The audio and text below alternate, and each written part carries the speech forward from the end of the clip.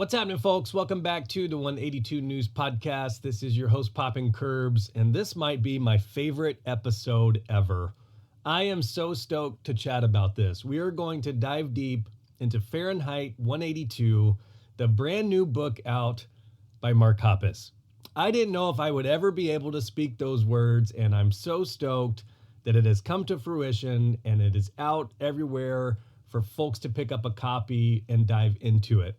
This officially dropped on April 8th. I was lucky enough to get an early copy from Mark. I read it in half a day. It is the quickest I have ever read a book in my life, and I'm a pretty avid reader. I could not put it down. I think when you start getting into the chapters and the photos and just how quickly you can fly through it, and then obviously from a pretty hardcore fan's perspective, you kind of know what's coming, so it's hard to put down when you know that, oh my gosh, Dude Ranch is coming up, or oh, they're about to blow up with Enema. I literally could not put it down. So I'm so stoked that this is officially out. I didn't know if Mark would ever write a book. Fans have been asking for a long time. It was always a bit of a no, but between COVID and cancer and just some of the downtime there, he did it. It's out, and I could not wait to dive into it. And then along with the podcast, this is something that from day one, anytime there's something exciting released in Blink land or sideband land or something a member releases, I want to dive into it and chat with all of you. And this is one that I've been looking forward to for some time. I was laughing that Barnes & Noble clearly does not care about release dates. Why don't we put them in charge of releasing music we want to hear? I'm shocked that this was just straight up on shelves 2 weeks prior to release, but it's all exciting. I'm stoked that folks were able to get it early, read it, because it really is a great read. And I was thinking about this, where when it comes to, I guess, gifts to the fan base and just historical documentation and such, I mean, really, you have to go back to the first one being Tales from Beneath Your Mom, and that was the book that Ann Hoppus had put out 2001-ish. And that is truly a gift to the fans. I mean, there's some early flyers, stickers, a lot of rad stuff in that. More or less a picture book, though. However, still super dope. Then, really, a lot of time passes, and the last one I can think of as far as books that I've been this stoked about was Travis Barker's Can I Say in 2015. And I cannot believe just saying that out loud that was 10 years ago. Oh my God. And I'm thinking about, I'm trying to remember, let's see. I believe that book ended, I'd like to reread it. I believe that book ended essentially with Skiba joining and getting ready for Music. And so think about how much life Travis in particular has had in the past 10 years. I mean, remarried, and now we've got Tom back. I'm like, man, I'm ready for a deluxe edition at this point. But obviously, anytime you can get firsthand chat and documentation or just their memories or whatever from someone directly in the band, it's going to be super awesome for the fan base. And really, I mean, to get it directly from Mark, it's going to be pretty special. And I was stoked to dig into, you know, what he felt worthy of putting in the book and laying it out and what the highlights were, and you know, just seeing where it started and ended and everything along the way. So I just can't wait to dig into this episode. This was written, you know, over the past probably 3 or 4 years. And honestly, like that's a time period where I became pretty good friends with Mark. So, I mean, there were times where he would ask me questions about some of the stuff or pick my brain on certain topics. And so in the tiniest of sense in the whole world, the book felt even a little bit more special to me, and I was even more stoked to read it than even I would have been before. The front cover, fun little Easter egg here, if you didn't know, is done by Joe O'Neill, who's a huge Blink fan, huge supporter of the podcast. She absolutely crushed this cover. It looks so sick. It's perfect. So shout out Joe. I know she had to be over the moon just to be able to land that. It's like some Destiny shit when you think about it. Like, what are the chances? And you know, that's going to be one of the running themes. I bet if you asked Joe early on, if she ever thought one day she'd be making the book cover for Mark Hoppus, she would maybe say that that's a 1 in a million chance. And as Mark hits on multiple times in this book, 1 in a million chances can happen. And it happened to him quite a bit. I'm going to dig basically chapter by chapter into this. I will note there are definitely a lot of spoilers coming up. So by this point in time, I don't think it's going to take folks too long to read this book. I've had multiple people tell me that they have read it in 5 or 6 hours, completed it in a day, 2 days. I mean, you really just can't put it down. I'm definitely going to dive deep into some of the heavy themes.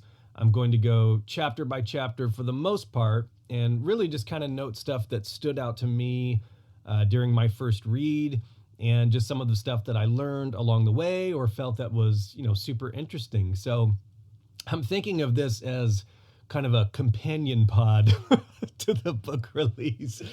It's funny, anytime you watch like a good show or well-produced show that has a lot of money and backing behind it, I'm thinking like a Game of Thrones or something like that. It's funny, I always see little clips at the beginning where they're like, for more info, dive into the companion pod. I'm thinking, that must be where, if you're in a podcast world, like you've truly made it when you've become a companion pod for one of these super shows. So this is an unofficial companion pod to Fahrenheit 182 by Mark.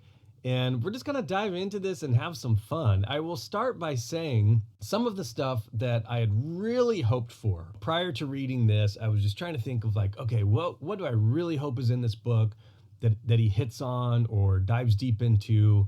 And some of the things that I had jotted down were, I was really hoping that he would get into some of his early inspiration for music and picking up a bass, or, formative years. What was he listening to? What really inspired him? That kind of thing. I was very curious if the Nirvana thing hit the book, because I know at one point he was saying that show he went to, if you didn't see it, there's a video I put out when they announced the Palladium show. There was a photo I found of Mark at a Nirvana show, and I thought there might be a chance that it would make the book. So I didn't say anything about it for years. However, once he confirmed it wasn't in the book, I released that photo. It blew up a little bit. I did a YouTube video on it. It's kind of rad. It's funny, I've gotten tagged in multiple news outlets, I think from Mexico or even Brazil, and they show my face talking on YouTube, talking about this photo, and I have no idea what they're talking about. They could be saying like the biggest fucking loser we've ever seen on the internet. This Blink-182 nerd found Mark. What a sleuth. Like, I have no idea. But I was curious if that show in particular, or seeing that performance, was in the book. I was very curious to hear about the Scott situation. Like, how open or honest would he be about how the whole Scott stuff went down? Any thoughts on that?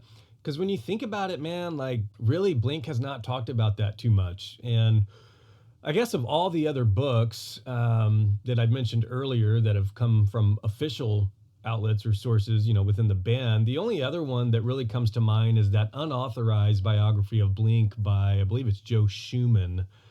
And that's the only one that really has any word from Scott in it. I don't even know how that dude got in contact with Scott. I mean, this was years ago, but that's really the best source of anything from Scott over the past 20 years, which is nuts. So I've always wanted to hear Tom's side or Mark's side and just see what they say about it. I was curious, particularly with Dan Ozzie, who wrote this with Mark, if he would touch on the MCA side of things and the sellout component. Dan put out a book, Sellouts, where it talks about all of these bands who were accused of selling out by signing with a major label back in the time. There's an entire chapter on Blink. There's a chapter on Green Day. It's a great read. Highly recommend it. And actually, when I had found out that Dan Ozzie was working on this with Mark, I was even more stoked because I knew it would be done super right and be a great read. I was curious if he was going to hit on just his rise to fame. How much does that change a person, or how much it changed for him? I'm a huge Plus 44 nerd, that's for sure. I wanted to hear about that first breakup, the Plus 44 years, the California era, that second breakup. And then I was hoping that the book at least made it to being reunited with Tom and, where we're at now, post-cancer. So that's kind of what I had jotted down that I had hoped he would hit on in some capacity. And I just wanted to dive into this blindly and see where it started and where he took us. So here we go. I'm going to start off basically just chapter by chapter. So, again, heavy spoilers here. I don't know that I'm going to hit on every single chapter. Some of these were pretty small, and I actually really enjoyed it because you really could not put it down with some of these even being 3-4 page chapters with rad photos you had never seen. That's one of the things, just at a high level before we even jump into it. I was really surprised by the amount of photos and super stoked by that. There were a ton in there I hadn't seen before. I didn't know if there was going to be just photos in the middle, one photo per chapter, and I really appreciated how they were inserted and in different, formats, and some are half a page, left page, some on the right page. Like, it was just really cool to me how the photos were dropped in there, and I think it made for a really easy read. So let's jump straight into this. In chapter 1, Mark paints a really almost like dangerous picture of growing up in the desert in Ridgecrest, California, on a military base. And this is something that, I've never been on a military base. I don't even think been in a desert. I was trying to think about it when he was talking and describing the area. And I'm thinking, man, I'm glad he's describing this as he is, because I've never experienced it. And one of the things that stood out to me is he talked about a metal slide. And I couldn't help but chuckle because I hadn't thought about a metal slide in 25 years. And we had those. We had those in Indiana, and they got hot as fuck and burned you when you're going down them. So I thought that was interesting. The wind in the dirt and the sand in the teeth. He painted a really crazy picture there of just how windy and sandy it is, and the imagery of paint coming off of the mailboxes, 120 degrees. I would be dying there for sure. And I thought, if you're going to start a book, what better way to start than what sounded like some of his earliest memories, and starting as early as you can. And so I was stoked to see that chapter 1 is basically childhood, just at the very, very beginning. We're going to get the full life here of Mark. And one of the ways that he closed this chapter that ends up becoming a running theme throughout is 1 in a million happens to me all the time. And the first time I read that, it stood out to me, even before I found out that it would be brought up multiple times. So that quote there is really important and becomes a running theme throughout this book. In the next chapter, he talks about, his mom and his dad. His dad was a rocket scientist. We get mention of Anne, his sister. They were 5 years apart. And this is where I was really curious, as I just mentioned a bit ago, if we would kind of get some info on what inspired him or what helped shape Mark into the human being he is today. And this is where I really got a great picture of how he was molded. And the thing that stood out to me is he talked about laying on a thick shag carpet, which just helps paint that picture. You're just picturing like a little kid laying on a thick ass piece of carpet. And he said he was listening to records, the Beatles, Neil Diamond, Michael Jackson. Can I say that? Which was funny. And then also listening to comedy, Richard Pryor, George Carlin. And he said he was just listening to those and just drawn to them. And then also one of the things I made note of, particularly on the comedy side of things, is he was paying attention to their razor sharp delivery. And I think when you think about Mark and Blink, he's so fucking funny, man. And Mark in particular is so witty and always has something on the spot. It's that razor sharp delivery. But then when I think about just a kid laying there listening to comedy on one side, beautiful records, like classic records on the other side, you start to get a sense of how he was molded to become the person he was, which is musician / comedian in my mind. So I thought that was really cool. He mentioned the Atari 2600, the video game system. I thought that was pretty rad. The 7 Words by George Carlin. That's one of several kind of Blink Easter eggs that I'll note. I mean, that became Family Reunion with the curse words there. So I thought that was great. I mean, again, we're starting early. We're starting to understand, I guess, why and how he became the person that he is today. Chapter 3, this is where we get the apple juice story. We start to see the tension amongst his parents and his side of it. And this is something that Tom even talks about quite a bit is, I mean, they're just skate punks from broken homes. And you really started to get, I guess, that full picture of how much he noticed at that time, or, what it was from his perspective. And so you get the apple juice story that we've all kind of known about in some capacity with Adam's song and where the line came from. But to get that firsthand story right there was pretty cool. And then one of the things that is just so important at the end of this chapter, it gave me goosebumps when I read it. And the first time I read this, especially some of these first chapters, I was getting kind of emotional, man. Like it was pretty wild, because this is a person that, we've all listened to forever and looked up to, and you've heard the interviews here and there, and even Q&A on streams. You got bits and pieces of these stories throughout the year, but just firsthand hearing it from Mark, and even like trying to think back of what you would remember if you were 4 or 5 or whatever in your early years. It's just kind of weird to think back and reflect on that. And so it was interesting to see what stood out to him at 50 plus when he's writing this, to think about what he was thinking or could remember from this time period in his life. And there's a point here he makes, and he calls it out, and it is so fucking true. And I'm just going to read it straight from the book, because he says that you can put the book and walk away right here. There's nothing more honest he can say. And it is so true and explains him to a T. And this is when he's talking about his parents splitting. And he said, I became a lifelong peacekeeper. I'm always the guy in the middle, the guy who wants to keep the mood positive. I like creating things that make people happy. I don't like chaos. But with that desire to please people comes the fear of letting them down. I am constantly worried about being the source of friction. I want everyone to get along. I never want to put my own needs forward in case they upset a precarious balance. The dynamic is what made me the person I am. It gave me the good parts of my personality as well as the darker parts. It gave me compassion and patience. It also gave me anxiety, hypervigilance, and the constant need for reassurance that everything is okay. Is everything okay? Really? I could probably end the book right here. Everything you need to know about me is in those last paragraphs. You can still save yourself. Put the book down and walk away. There's nothing more honest I can say.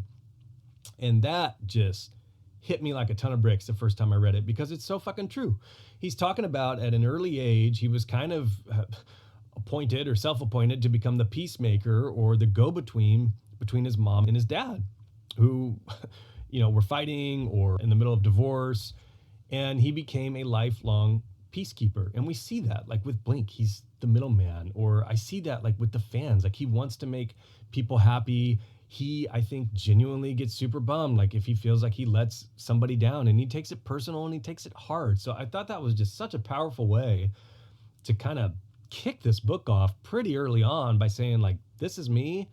And then you start to understand why. I've always kind of known Mark is like that, especially among the three, in the band. Like he's definitely the one that wants to go above and beyond, it seems like, to make people happy or fans happy, and doesn't want to let somebody down.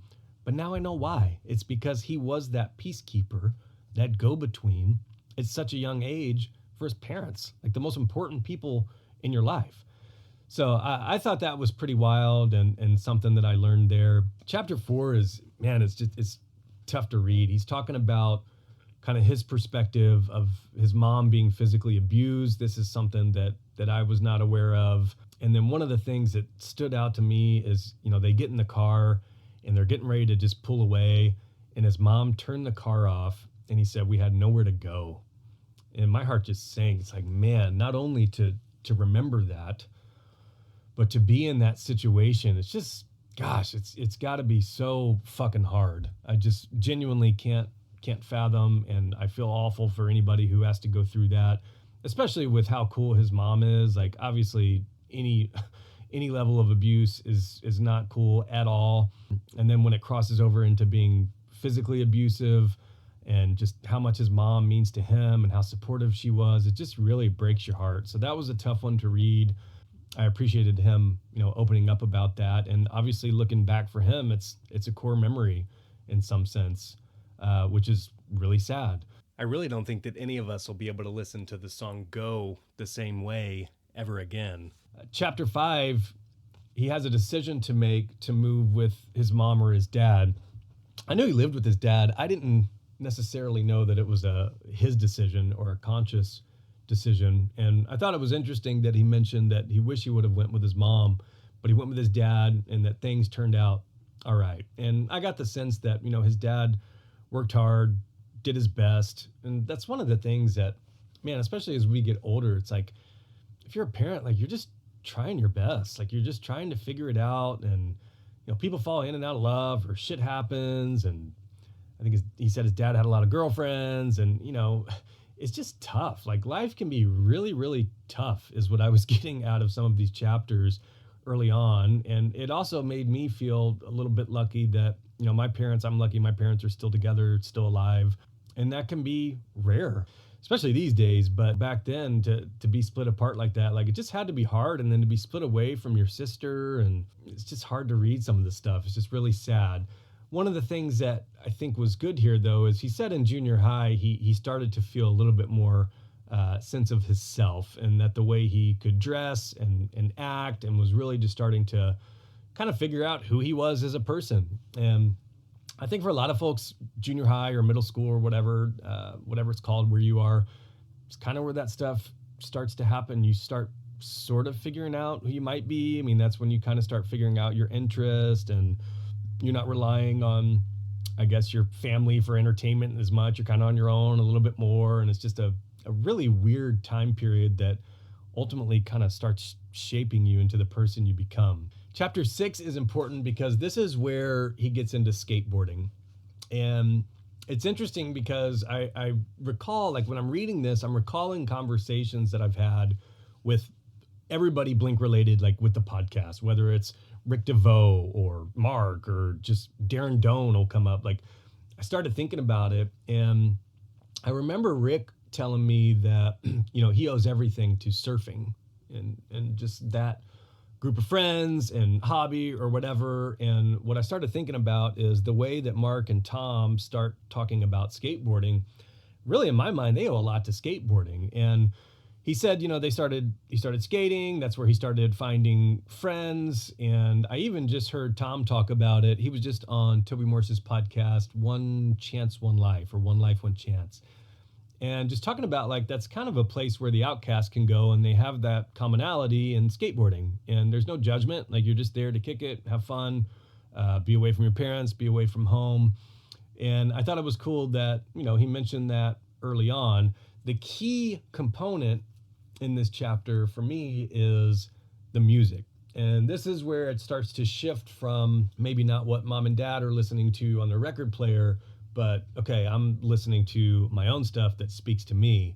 And he calls out The Cure in particular. And the thing that's interesting here is he says he was not fixated on Robert Smith like most people would be. He was fixated on the bassist, being cool in the background, had his bass low, stuff like that. And he was drawn to that. And that's cool to kind of get that vision in your head of, like, okay, this is what Mark was seeing. And instead of looking at the front man like everybody else was, nah, he wanted to be the dude with the bass looking rad in the back. He talked about They Might Be Giants being his first show. And I thought it was cool because you get a little bit of what Mark still has instilled to him to this day is the fan perspective. And it was really cool because he explained, like, oh my gosh, here they are right in front of me, this band that lives way over there, and they jammed in a garage, and they went to a studio and recorded this, and now they're out on tour, and now they're right in front of me playing these songs, and it's awesome.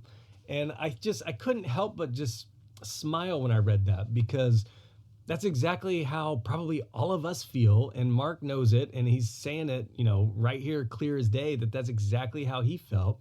And as many years ago as that was, I still think that's something that, to this day, he understands that fan perspective. And I thought it was really, really cool because, especially when you're younger, I mean, gosh, the first time you see Blink or you see Tom or Mark, whatever band it is, like, it's just so crazy to think about it. Like, it's so cool. It's the best. And I really appreciated just kind of his excitement there when he was talking about it. I did learn here that, excuse me, his first technical band is I Like Eggs. What a name. He said that, basically it was just keyboard and the Cure covers, and more or less just made posters of the band, not necessarily making music, but I found that was pretty interesting. We get the story of his very first bass, that Mako bass. Again, for most of us hardcores, you've probably heard the story, but it's great to hear that, he had painted his dad's girlfriend's house in order to earn the bass, and he got it. And if you went to a Blink tour a couple years ago and you went to the VIP little section, you saw that bass on display. I think I did a video on it on the YouTube page. I definitely have posted pictures of it, but the fact that he still has that bass to this day and that the fans were able to see it is really, really rad. I feel like that thing should be in the Punk Rock Museum. I mean, Jesus Christ. Does the Punk Rock Museum have a ton of Blink shit yet, or just still that picture of Mark hopping on Warped? They need a whole section of Blink stuff, and this would probably be one of the first items from Mark that I would think should be in there for sure. There's also a really important point here where he says that his first girlfriend, Heather, gave him a Descendants cassette. I Don't Want to Grow Up. And that kind of changed everything for him. And this is something that, even Travis and Tom, everybody, you're going to give mad props to Descendants for sure. But I thought it was interesting, and it kind of made me think of something a little bit random where, you think back to either your high school girlfriend, boyfriend, middle school, whatever. And even though it didn't work out, there's still little pieces from all these relationships along the way that can be very, very important. I didn't really think about that. In my mind, if I think back to past relationships, I almost personally try to just block them out of my mind, period. But I really kind of thought for a second, I'm like, oh my gosh, if he hadn't met this lady and she gave him that cassette, she could have been the worst girlfriend ever. They could have had a terrible breakup, but this right here is so important to shaping the person that Mark became. I thought that was kind of crazy. Chapter 7, again, tying into just that fan perspective, he talks about here, always first in line, always barricade. And again, I couldn't help but smile because to think that he knows exactly what it feels like to be that fan. And again, to this day, I think that's why he goes out of his way to come out and say hi before a show, to be kind to fans, because he knows exactly what it's like. We do get mention of the Nirvana show here. This is what I was super curious to hear, if this made the book or whatever. It did. He mentioned seeing them along with Nine Inch Nails, which is pretty crazy. And then we get some of his first actual bands that are performing live or whatever, Pier 69, who become Of All Things. And he mentions, the first shows here. He mentions kind of feeling that spotlight moment for the first time. And then the way that this chapter closes out is an Easter egg. And this is one where it's cool that he's kind of put little Easter eggs in the book where if you're a hardcore, you'll pick up on this. Or if you're my mom and you pick this up at Barnes & Noble and you just read through it, you'll have no clue. So I really appreciated this because this is one that pops in and he's talking about, he's getting ready to play a show. He looks down, his guitar is tripling, quadrupling in size, and he just runs. Of all things that I wish there was, no pun intended, of all things that I wish there was video proof of, this would be really funny if there was some shitty VHS video of Mark back in the day looking down. Nobody has any understanding why. He just drops his guitar, his bass guitar, and just dips out. But this is that epic story of when he was slipped acid, and this is where the song Fighting the Gravity comes from. So the chapter ends with, I feel like I'm fighting the gravity.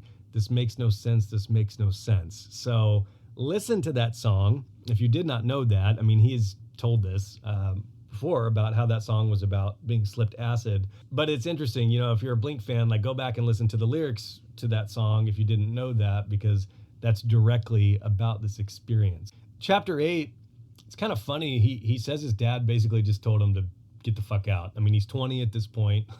That's something, man. I'm thinking about my kids getting older. It's like, gosh, you hope that they go out on their own. But yeah, there's a lot of stories of older people's generation a little bit older than us. I feel like the generation right above most of my listeners, most of us are like 30s, early 40s.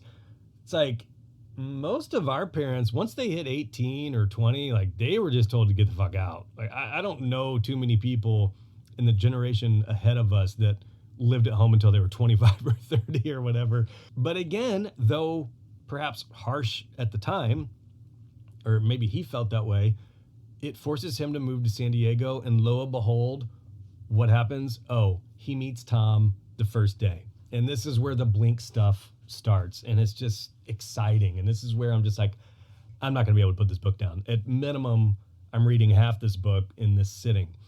He moves. This is August 1992. He's mentioning to his sister Anne, that he's coming. He was kind of bummed he had to leave his band. Anne, who was dating Carrie Key at the time, which is a name you should know from Blink history. Some of the earliest photos of Blink, most the rad early photos of Blink were taken by Carrie. Still a rad dude to this day, taking rad shots of folks skateboarding and such. And Carrie's friends with Tom. And they get introduced. He talks about meeting Tom for the first time. He talks about riding carousel that first day, which is nuts. I mean, you just want to talk about some Destiny shit here. Really, really fucking cool. And then he tells the infamous light pole story. This is the light pole right outside Tom's house. People make voyages to this thing, take pictures by it to this day. I genuinely wish I lived around that area so that I could just ask the neighbors, like, what do you think is happening when people come take pictures by this? But he said he got to the top, started slipping, fell too soon, and hurt both his ankles, severely bruised, was on crutches. This is just classic Blink story here. And that sucks, man. Like, I have sprained my ankle so bad that I've needed crutches. And it's one of those, I suspect his was the same way, where the doctors would tell you were probably better off breaking them because, oh my God, your ankles will just swell up to fucking huge balls and they're black. You can't walk. It's pretty crazy. So the story is true. You can continue to go there and take pictures. I suppose the dad in me is saying just try not to bother the neighbors or scare kids that are out riding bikes. Chapter 9. The warehouse job. So this is a music chain. This is very, very important because this is where he meets Pat, who comes up either in the next chapter or a couple chapters later in regards to the Buddha tape. So this is also his introduction to Scott. And I was really, really curious to hear what he was going to say about Scott. And he talked about this is kind of where Tom had bigger plans. This is where, if Tom wants something, he's going to figure out how to make it happen or just go all in. And that's another running theme throughout this and Blink's history. So Tom goes and gets Scott. They're practicing in Scott's bedroom. And right away, he says that I didn't have the same connection with Scott. And one of the things that was interesting to me, and this is kind of the first point where we start to get his current views on Scott. And he said, even now, I struggle to describe Scott. And I thought, wow, that's kind of crazy because, I mean, good Lord, he lived with him at one point. I mean, they were on tour for years. I mean, I was just really curious to hear Mark's perspective on Scott Raynor, especially all these years later. And I wasn't sure if he had gotten in contact with him or interviewed him for the book. So this was really some interesting stuff to me. He talked about Tom hated how he smoked cigarettes and that Marlboro Man was about him. I didn't know that. That was net new to me. And then we get to naming the band, and some of the names that we've known for some time are confirmed here: Duct Tape, Figure Eight, and then Tom just said Blink. And Tom actually just reiterated this on Toby's podcast. Same situation, and Mark said lowercase. And I remember asking Mark about that. I said, so who came up with the lowercase? He said that was me. So I thought that was pretty cool. Chapter 10. This is where we start getting into Blink actually performing. And one of the things that I learned here was that they had played backyards, garages, and a prom, according to Mark in this book, which is interesting. And then we talk about the March 1993 Spirit Club, that first show. We talk about the Gorilla Pit, the infamous Snapple show. They basically just get told to kind of stop their set. Here's a Snapple. I didn't realize he mentioned here that there was no microphones or microphone stands, so there was no vocals at that show, which is interesting. This is when we get into the infamous Soma and the dungeon. These are stories I got from Davy Jones early on, friend of the podcast. And then one of the things, a little bit of an Easter egg here, at least for me, is he talked about that Fender Stratocaster that his mom had loaned Tom the money for, and that's the sticker Strat. And I thought that was really cool. Tom was just so proud of that thing. That's another one that Tom just mentioned on Toby's podcast about, kind of being a little sentimental about a guitar or just stoked about it. And, Jeffrey Pereira, who was the tour manager for Angels and Airwaves, been on the podcast, right-hand man of Tom, especially the past few years, traveling with him all over. He's the one who actually we worked with to resticker Tom's OG. And there was a little Fender, I think it was some sort of like promo for his Strat coming back. And they're on a boat. I can picture it. They're on a boat and they're talking to Tom, and Jeff's right next to him. And Jeff said that, yeah, the only guitar that I've seen you get sentimental about is that sticker Strat. I thought that was really cool. So if you read that, that's the guitar he's talking about, which is pretty sick. We start getting into, in chapter 11, Fly Swatter. So I was very curious here to hear, did Mark have any estimates of how many they made, nerdy shit like that. So he says, the front cover was a pastel drawing he did, and he says right here, I dubbed half a dozen. So that's very important. And, I've tried to dig so hard into some of the history on some of this stuff with Fly Swatter and Buddha and 21 Days and all that stuff.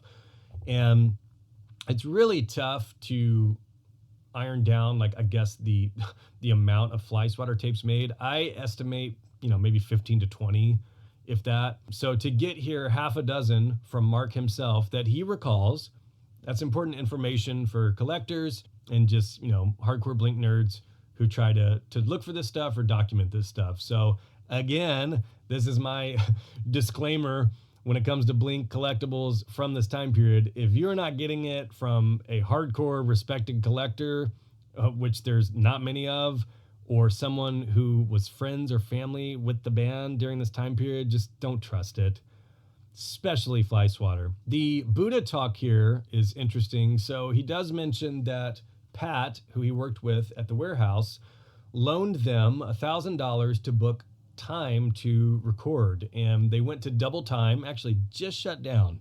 Double Time Studios just shut down probably 4 or 5 months ago, ran by Jeff Forrest. And Jeff is the one that helped them record Buddha. And another interesting tidbit here in regards to amount made, Mark recalls a few dozen copies at this point in time. And that's one that I've done a ton of research on the Buddha tape itself.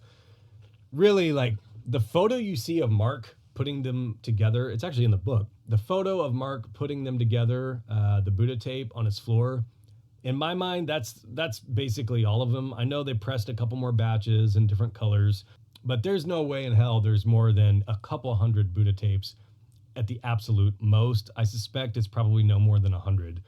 He does mention the OG Blink rabbit logo that Scott drew, classic one.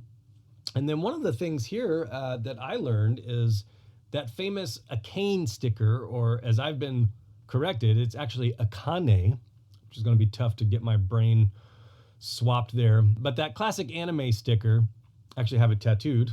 He said that he printed several hundred stickers. And that's one that I was not able to get any concrete number from in the past. So it's nice to have here from Mark's recollection that several hundred of those were made. I knew quite a few were. And you also have to think, they don't have a ton of money to just print off random shit back then. So I didn't think it was egregious. I didn't think there were 400, 500 of these, but I figured there were at least 50 to 100 plus because, I've talked to a lot of people back then who had them slapped on their skateboard or tubs or just wherever they could, as Mark talks about. So that was really cool.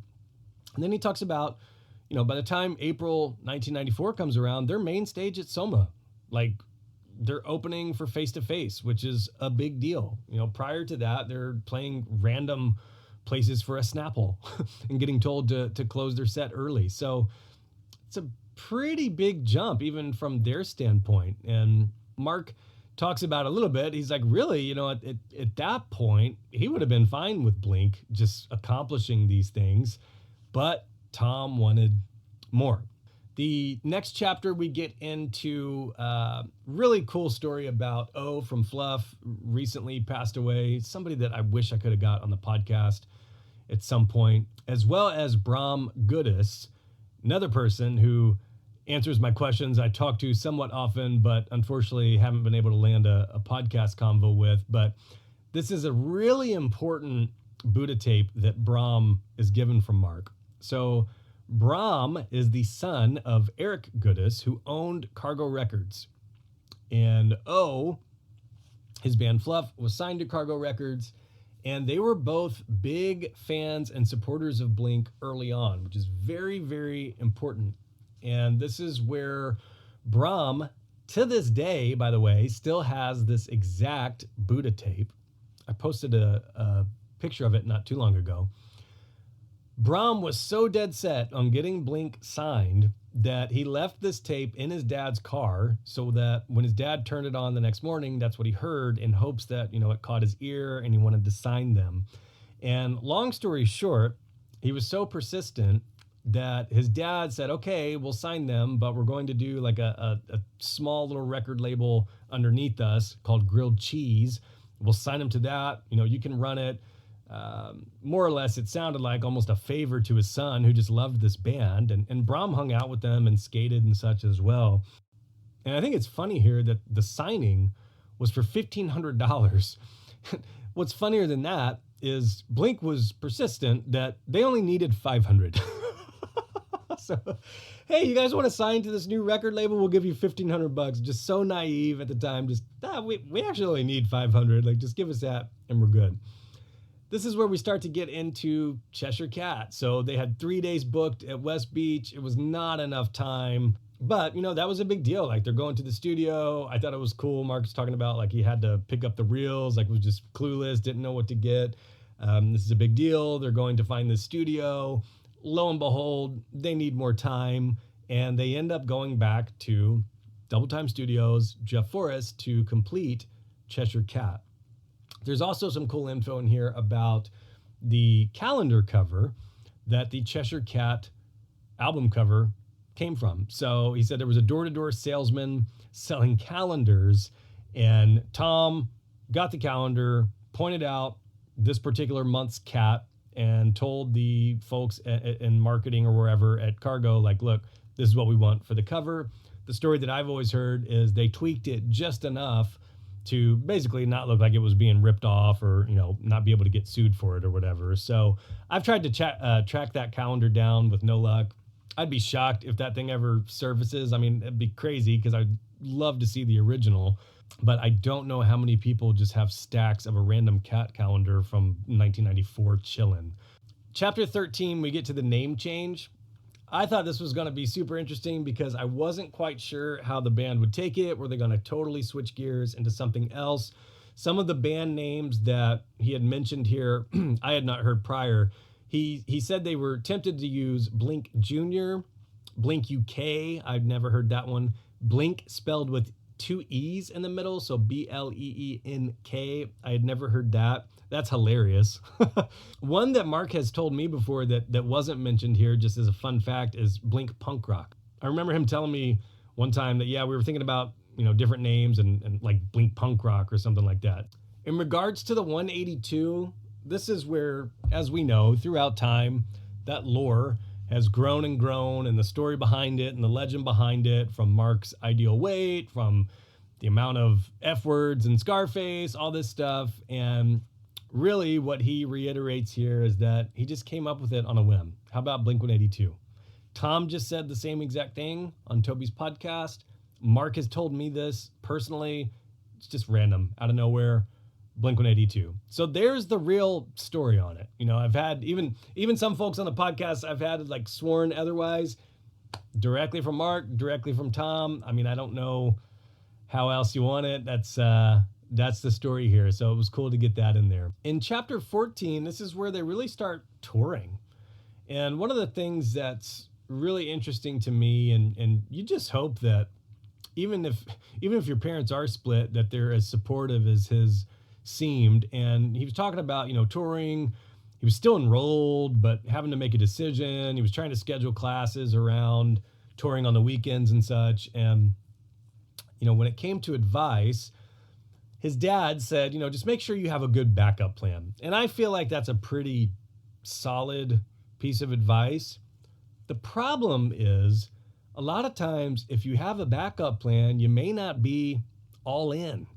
It's one of the things that I remember from Travis's book is part of the reason that he wanted to be covered in tattoos or whatever is he said, I didn't want to be able to have a backup plan. You're all in on this. And from what I've seen and read from bands throughout time is, a lot of folks who are successful in any industry is they don't have a backup plan. Like, you're kind of thrown to the wolves and you figure it out and you just force yourself to make it just by doing it that way. So from a dad's perspective, I felt like that's pretty solid advice. The one that gives me goosebumps, though, is his mom. And this is just so, so important. When he's talking about this to his mom, she says, you can go back to college anytime. There's people who go back to college when they're 40. And I just think to myself, man, that is just some really great advice that helped seal the decision for him. You're right, Mom. I'm going to go all in on this. This is our time to try it as a band. You would hope, I just hope that if my kids come to me someday, I'm that cool. I can push them that way. Because there's times in my life, I can think back. I remember one time in college, there was a teacher I had, and I really wanted to get into acting for some reason. I was like, man, I don't know what the fuck I'm doing here. I hate all these classes. I don't like psychology. I don't like biology. I hate business. I was starting to get into design and production. And I had always felt that, I was kind of artsy, wrote my own music. I felt like I was kind of funny.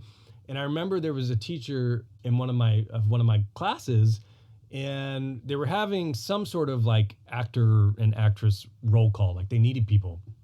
And I remember after a class one time, I went up to him and I said, hey, I'm interested in coming to this tomorrow or whatever. And he looked at me and he said, have you ever acted before? I'm like, no. He said, well, we're seeking actual thespians. And I just remembered being damn, dude, who the fuck's a thespian at age 19, freshman in college, damn. And when I look back on it, I don't know why this just strikes me as being similar in my mind. I've thought sometimes about, I wonder if my life would be any different if that teacher wasn't a dick and turned around and said, oh, come out tomorrow and try it. Who knows? I mean, it may have been a failed career real quick, but it's just, there's little points and times where sometimes you need a nudge and it can sway you one way or the other. He talks about in this one, this is where they get Rick DeVoe. So this is where DeVoe comes into the picture. This is where they get a van and they finally get out on tour. The Taylor Steele stuff is a big deal. The Good Times tour. And right away, I thought it was really cool how we get some perspective from Mark is he loves touring. There's a quote here that I just loved. He says, everywhere is home, nowhere is home, just like growing up. And I thought, damn, that is so true. But I'm also stoked that, at that time he was appreciating it and just happy about it. They're just kids, they're skate kids, from broken homes. And they're out on a van with their best friends, playing shows, just having the time of their lives. One of the things that I learned here, I always wonder sometimes, I go on deep dives on how much bands are getting paid from Spotify or how much touring musicians make. And it's sad, even to this day, it's terrible. It's not near as much as a lot of these folks should be making. But I thought one of the things that was interesting about this time period is he specifically recalled making about $50 a show. And that's for the band. That's for everybody. So they had to use that to have gas to the next city, to get food. If they really made some money, maybe they'd split a hotel and jam everybody in a hotel room. That was pretty crazy. And then the Pennywise shout out. So Pennywise, this is where they famously take them under their wings a little bit, paid for their flights to Australia. This is where Australia gets introduced to Blink-182. And it's just a really pivotal point in time for the band because Australia loved Blink early on. That's something I got into with Rick DeVoe when he came on as well. So just a really important year for Blink. You know, you're all in, you've got Cheshire Cat, you're touring. Maybe you're not making too much, but you're out on the road with your friends and you're just trying to, I guess, probably just play as many shows as possible and gain some fans along the way. There's a little bit of stuff here about just kind of the tour life in and of itself and the challenges of that. And gosh, the way that he broke down almost like a full day in a van, I just can't even imagine. I feel like I would be so miserable. But you have to think, it's also back in a time where you're like early 20s. So when I think about, you know, what I was doing then, like, gosh, my college apartment is probably that disgusting and terrible and awful hygiene or whatever, like dirty, you know, when he's talking about just how disgusting all the clubs are or whatever. So I think there's probably parallels in a lot of our lives, no matter how you kind of chose it, as far as just like, I guess, the struggles early on. But you don't know better. And that's kind of the beauty of it when you look back. Like, yeah, obviously in hindsight, it's gross and seems hard. But at the time, you're excited. You don't know any better.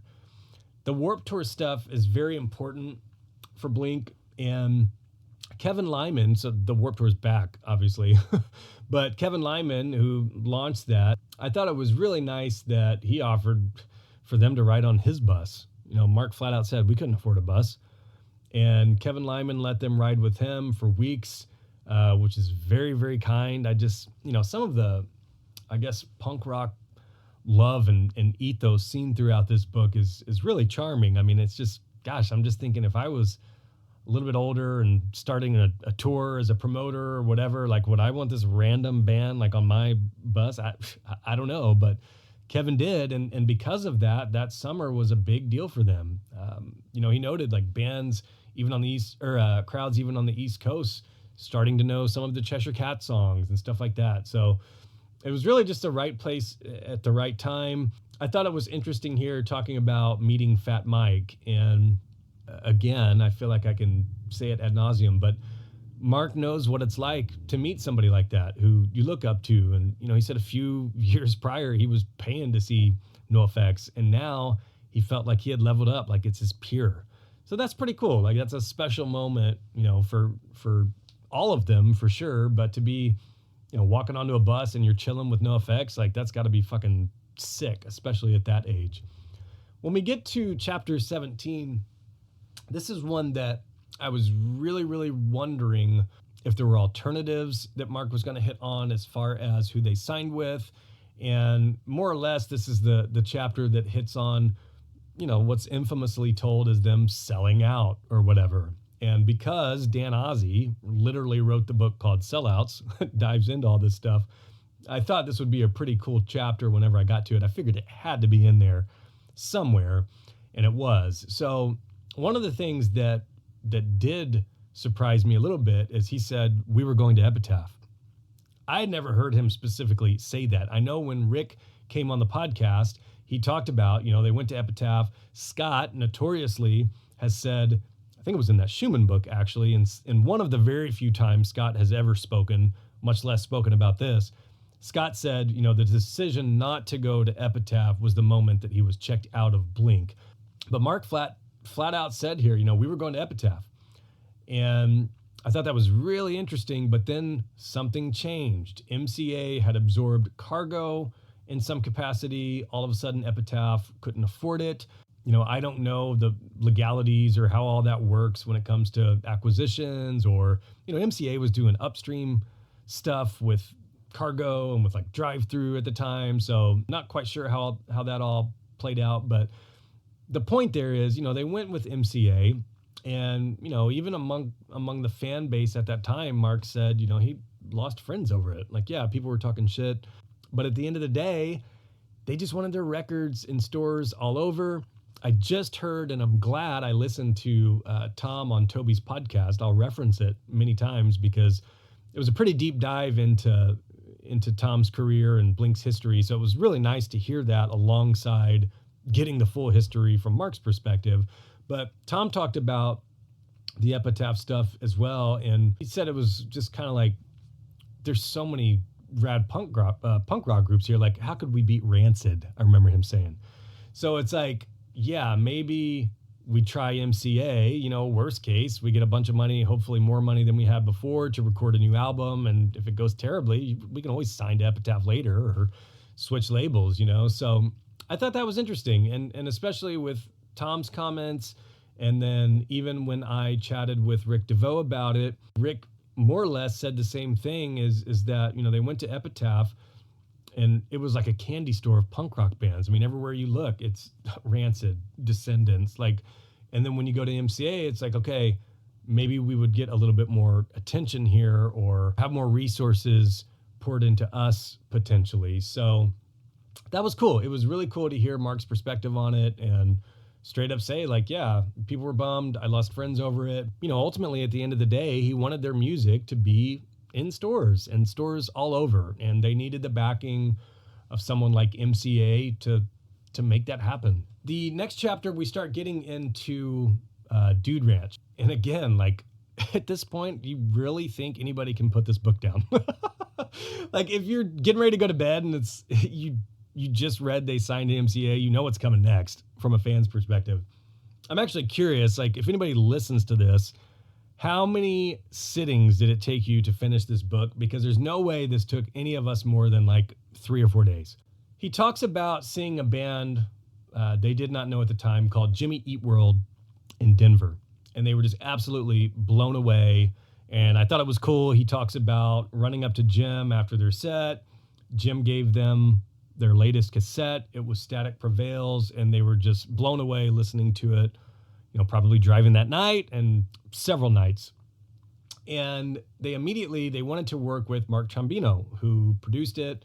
So they sought out Trombino. They wanted to work in the same studio, same producer. And as we know, obviously that was the right decision. But one of the things that stood out to me is they get to the song Damn It. And for me, Damn It's my introduction to Blink.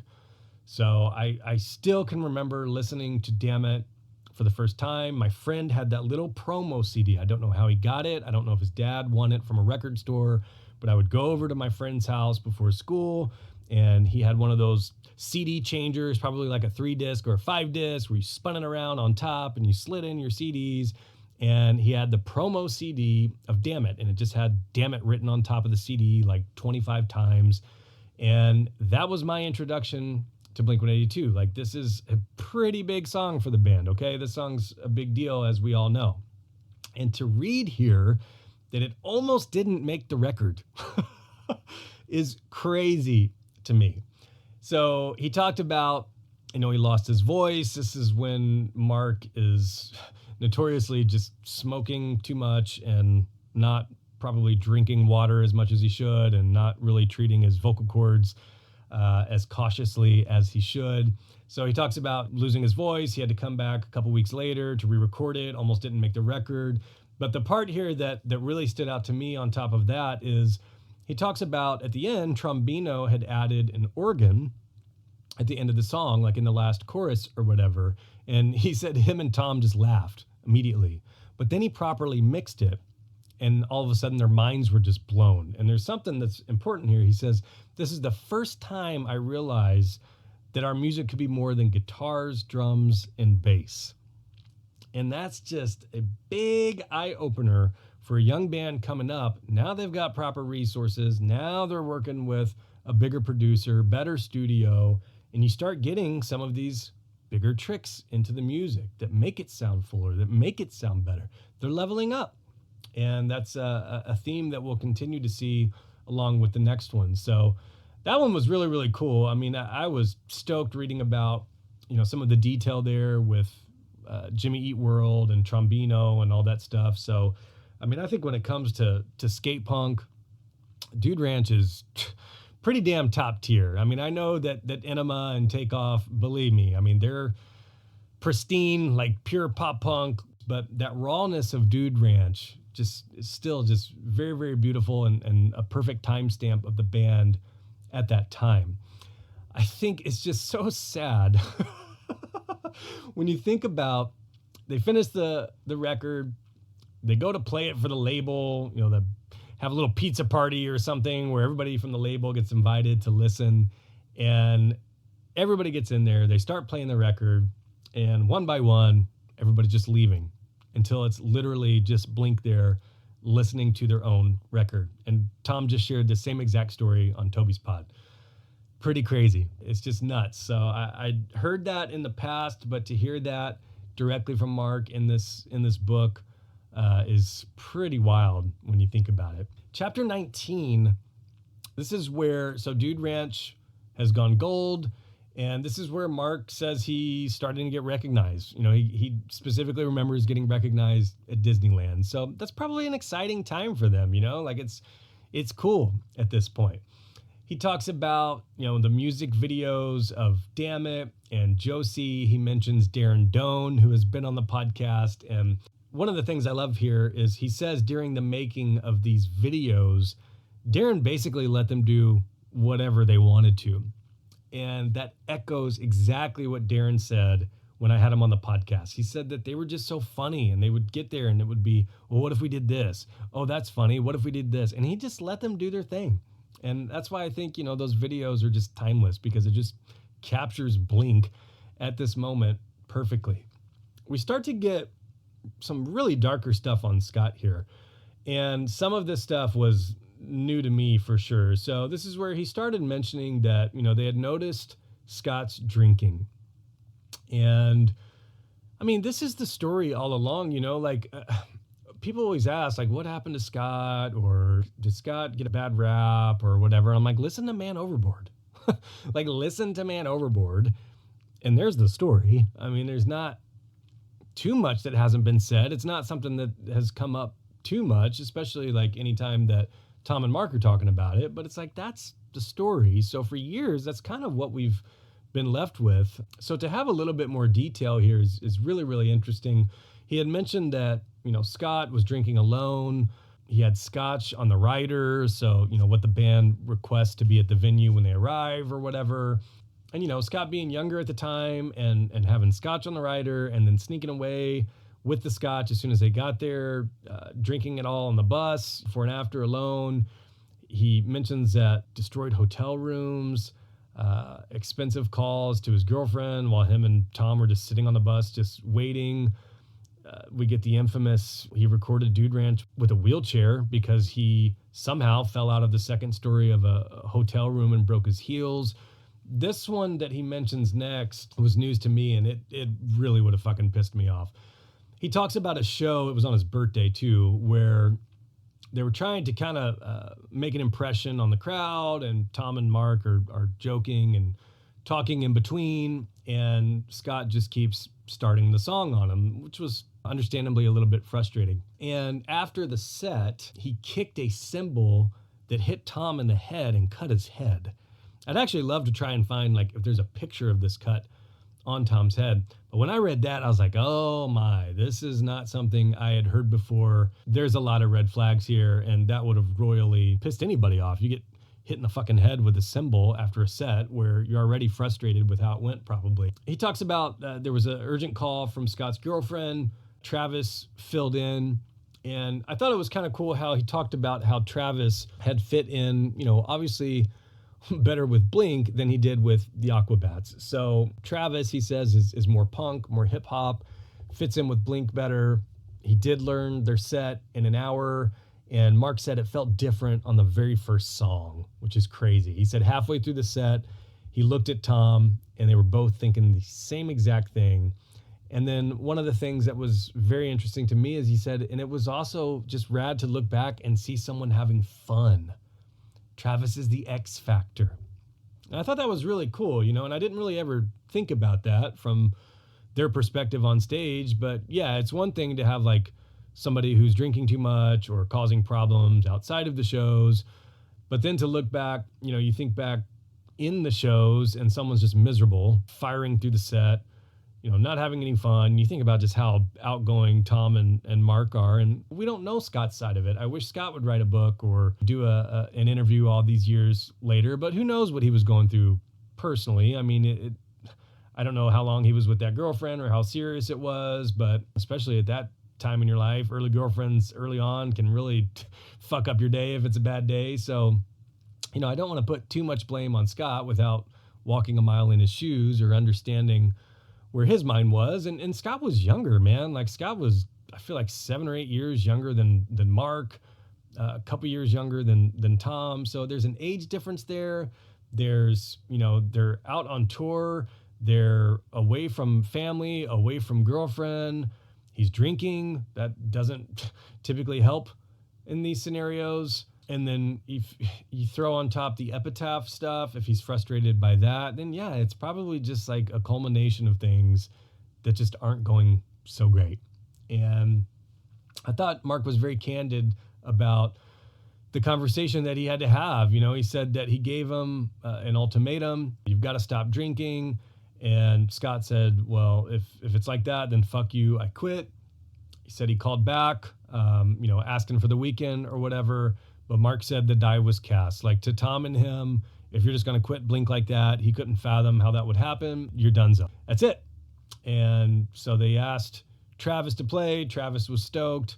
And then he mentioned, he's still upset about the way things ended with Scott. And I thought it was really cool how he did get into the positive sides of Scott. He said Scott moved in with him. He was witty. He was funny when he wanted to be. Called him a fucking legend. And I thought that was really cool. The thing that was really, really shocking to me is he said that he's talked to Scott once since then. And he said it was a year later, once this all went down. And he said a year later, Scott called. He just wanted somebody to yell at. And Mark basically just said, I'm sorry, it's just the way it's got to be. And that was the last time he had spoken to Scott.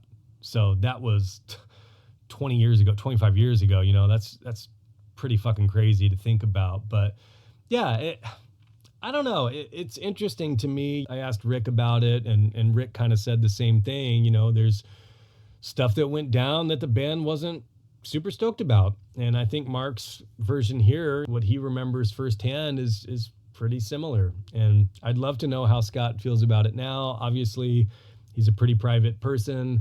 And even back then, Mark talks about him and Tom would do everything they could to fill up a room and talk and be in the photo or be on camera. And Scott was just kind of looking down or looking away. And that, it's just how people are. So that was really, really interesting to me, though, to get to the Scott stuff. That's something that I was super curious to hear how that would go down in Mark's book.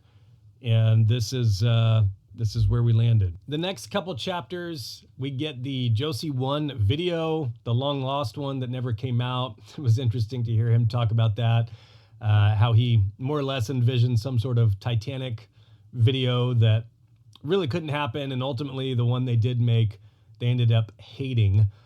All things considered, I've always heard that was a very miserable day on set.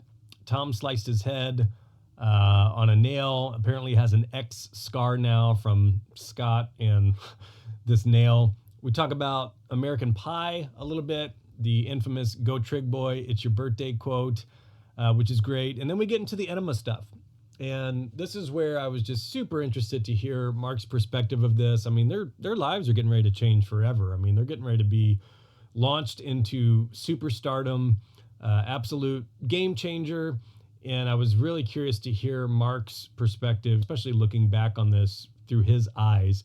He talks about how they tested the waters working with Jerry Finn on Mutt, and they just knew he was the guy. The way that he chose to kind of talk about this album was through the 3 singles, which was interesting. So we talk about What's My Age Again. We're able to see the picture of the video treatment, which was really cool. I just loved the way that the photos were scattered throughout this. It made for such an easy read. And I honestly wasn't sure. I didn't know if there'd be 20 photos or 100. And it's just really cool how he probably dug and dug for these and pulled out rare ones, shit that a lot of folks had never seen before. And yeah, he talks about hearing this on K-Rock and TRL, the Carson Daly stuff. That was a big deal at the time. And then he does hit on how they kind of became known as the Naked Band, for better or worse, which is kind of funny. I remember, back at that time, even seeing them, I feel like it was lit, the band. They were running through that video naked. Some of the performances they're being asked to do naked. It's one of those things where it's like, you're kind of stoked because people are asking you to do stuff, but then you also don't really want to just be naked all the time. So it was interesting that he hit on that. The All the Small Things single, he talks about the video itself. He did not like it, which is funny. I didn't realize that. He was not down with it at the time, didn't think it would work how folks thought it would. And then there was a really funny story, not funny at the time, but really funny story about in Italy where they were just getting shit thrown at them on stage because they were being marketed as a boy band there, and the fan base over there, or the crowd, just didn't get it. And I thought that was pretty crazy and probably pretty fucking scary. Like if I was in Italy thinking that I'm getting ready to play like a hit song and people are going to be stoked, and all of a sudden people are throwing billiard balls at me, I'd be like, what the fuck? Let's get out of here. The one that stood out to me the most here for sure is Adam's song. And this was really, really tough to read. I got emotional reading this from his perspective for sure. He talks about touring basically nonstop for the past 3 years and really just ending up at the end of that just severely depressed. And it's just a reality check. People are going back home. Some are going to their wife, their girlfriend, whatever. The reality for him is a quiet, empty bedroom in a quiet, empty house. No girlfriend, alone. And he had mentioned that at one point he just threw his suitcase on the bed and just cried. And I just felt awful for him thinking back to that time period. And it's just, yeah, it's got to be crazy, you know, especially for Blink and these dudes, like such happy going, like funny fucking dudes. They're out on tour, you know, people love them. You're playing the crowd, you're making people laugh. You're on a tour bus, hanging out with your friends, having the best time ever. And then the tour's over and boom. What do I do now? It's fucking crazy to think about that for any bands, you know, any touring bands, but, you know, in particular, Blink at this time. And one of the things that stood out to me is the visual. He said that he wrote this song for himself and he just sat on the floor and played it on the hardwood floors or whatever. And I just envisioned that so perfectly, just sitting there, just miserable with an acoustic guitar. And then just, gosh, thinking about that song just coming out, that riff, or just some of the words or the melody just coming out in an empty house, sitting on a hardwood floor, and the way that would kind of echo throughout the house. It was just haunting to me. I just made a note that was like, that's fucking haunting. And he talked about avoiding putting that into the live set. That was one of the things that was for years, it was not in the live set. After DJ AM's passing, it was too hard to play. Finally made a comeback. I think it was the Vegas residency in 2018 where they just started playing it again. Because I remember that was a big deal. That was why I wanted to go out to Las Vegas, was a chance to hear that live. Because I mean, I know how much this song means to Mark and fans and, you know, tons of people throughout time. And he talked about, you know, recording it. One of the things that was crazy to me is he said they almost entirely took the first take. It was just 4 minutes of just like almost out of body experience, like just not there, like just kind of like a blur. Got it out, you know, he had put off tracking it or whatever. And I thought it was really nice how he said that he had seen Tomorrow Holds Such Better Days tattooed on countless limbs. And he says that fans tell him that it saved their lives. And he says, thank you, it saved mine too. And he means that. And it's just crazy. And I think back to, it was probably that 23 tour when, you know, Blink was back and back with Tom. And I remember being right up front. I got a clip of it somewhere. And watching Mark play that song right in front of me after, you know, COVID and cancer and just 4 years of just fucking craziness with the world and Blink and everything. And just watching Mark sing that song right in front of me, I was fucking bawling, like just bawling.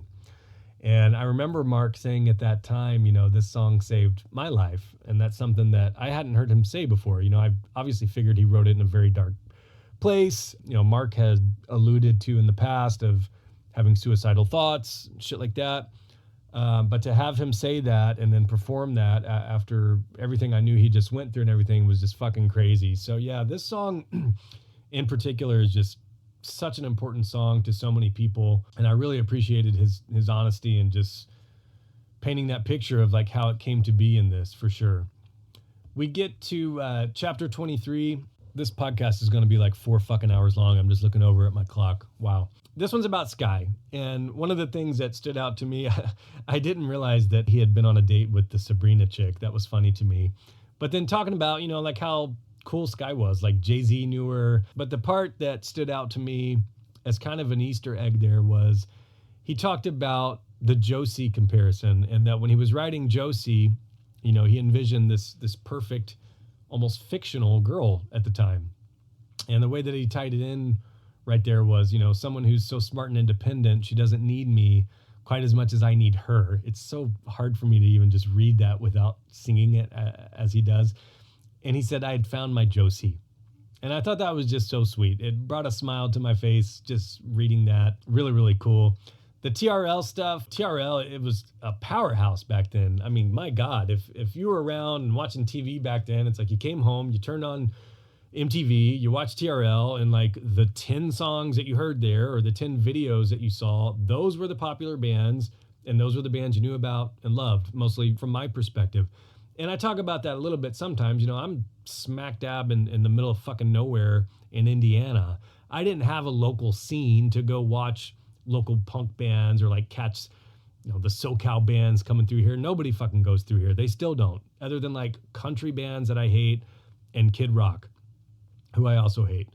So for me at the time, especially, what was on TV, if it was on VH1 or MTV, like that's what I saw.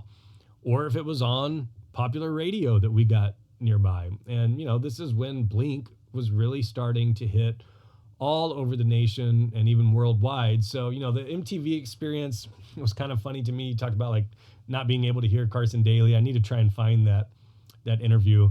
But then the way that he ended that chapter, and then someone invented YouTube and the fun was over. It's so funny how, gosh, I used to watch pop-up video on VH1 and music videos were the shit. It's like, man, if you would have told me that one day music videos basically would get a fraction of the budget and would really not even be that important anymore, I would have said you were fucking crazy if somebody told me that in 2000, 2001. But the world has changed a ton since then. Obviously the music industry for sure. So it's pretty wild.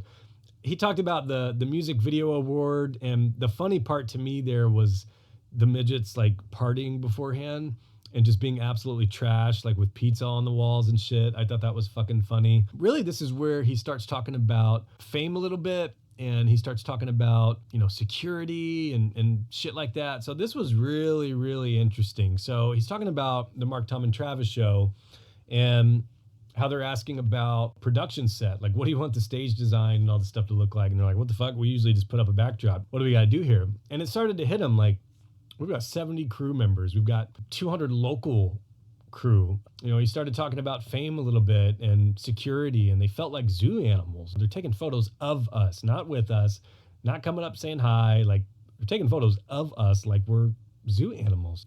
But I also thought that one of the things that I liked here is he was straight up honest. And this is something that if you would have asked me a month ago, I would have known. Mark likes being famous. He does. And he admits it right here. He says, can I admit something? I like being famous. I do. I don't want to be idolized. I've never felt above anybody else. I like knowing I'm part of something people love. Blink-182 is a big party and everyone's invited. And I thought that was great for him to just put that there, because when it comes to the three, we've talked about this. You know, Tom, when it came to the fame, like fucking hated it. Like, will run from fans, openly said he was not comfortable with it. Travis is pretty comfortable with it. I mean, Travis has a company around this time called Famous Stars and Straps, like wears shirts that says famous. Like, obviously Travis is comfortable with it in some capacity, but I think Mark of all the three is the one that, you know, he likes being recognized in public to an extent. You know, he talks about it here. Like, obviously when it comes to being treated like zoo animals, or we get into like Travis got in a fight and broke his hand at Taco Bell and shit like that. Yeah, there's certain levels to it. We'll get to a little bit later that aren't that great, but I thought it was cool that Mark just flat out came out and said it. Like, I like being famous. I do. The chapter 27 stuff, this is the Richard Simmons story. Man, I don't know why, but I have such funny memories of Richard Simmons growing up. My grandpa, who's still alive to this day, used to do Richard Simmons in the mornings. And I don't know why, but he would wear like pajamas, and then he would wear like workout shorts on top of the pajamas. And I would wake up in the mornings. I used to always spend the night over at my grandparents, and I would wake up and my grandpa would be up with like a headband on doing fucking Richard Simmons shit. And I would just crack up, like, what are we doing here? So I just could not help but just crack up reading about he gets approval via Richard Simmons from his father, which is a crazy story. I'm not even going to spoil too much of this one. Just read it. I'm sure you all have, but that's pretty fucking funny. We get into take off your pants and jacket era, okay? This is where there's a conscious effort to reclaim their band and their brand and their image and all of that. I just talked to Tim Stedman on the podcast a couple episodes back about this. And this is where Mark says they started entering a no phase, saying no to photo shoots, saying no to random shit people wanted them to do. We're dressing in black. We're, standing side by side. We're not smiling. We're punk. We're edgy, whatever. Like, this is a very big change. And if you've never noticed that or ever paid attention to it, go look up promo photos from Enema of the State. And even Dude Ranch to some capacity, like naked in a tub, to like Speedos, on Enema promo shoots and such. And then go to take off your pants and jacket and look. It's completely different. Yeah, the dudes are getting older. To me, my favorite album, the music's getting a little bit heavier, a little edgier, a little angstier, and their image reflects that. And it's important because from the band's perspective, with MCA and with Dude Ranch and with Enema of the State, they're kind of needing help. They're needing a little bit of help and guidance. And that's what the label is there for. And that's what your managers and the people surrounding you help you do. Like, you need to go do this. It'll get you an appearance on MTV. You need to go do this. It'll be funny. It'll be in this article. But at that point, with how Enema blew up, they've established themselves enough to where they can very easily get right back to doing whatever the fuck they want. Not that they didn't ever have final say, because I'm sure they did. Rick talked about that on the podcast as well. He said that there were photo shoots they did that Scott probably wouldn't have wanted to have done, but they were approved by Tom and Mark. So they had the end all be all say so when it came to it. But there's definitely conscious effort here to kind of get back and reclaim their own band and image.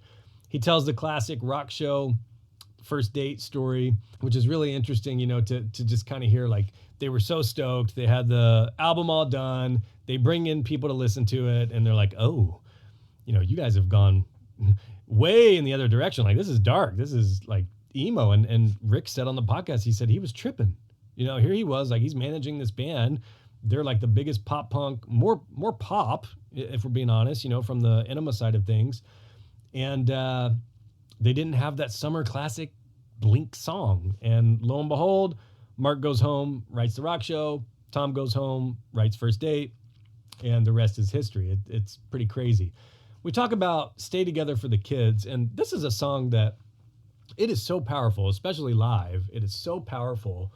And as I was typing out kind of some of my notes to hit on some of this, I started thinking about the similarities between the Enema singles and the Takeoff singles. So in Enema, we've got What's My Age Again.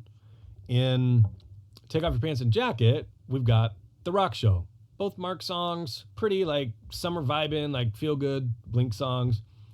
On Enema, the next single, we've got All the Small Things.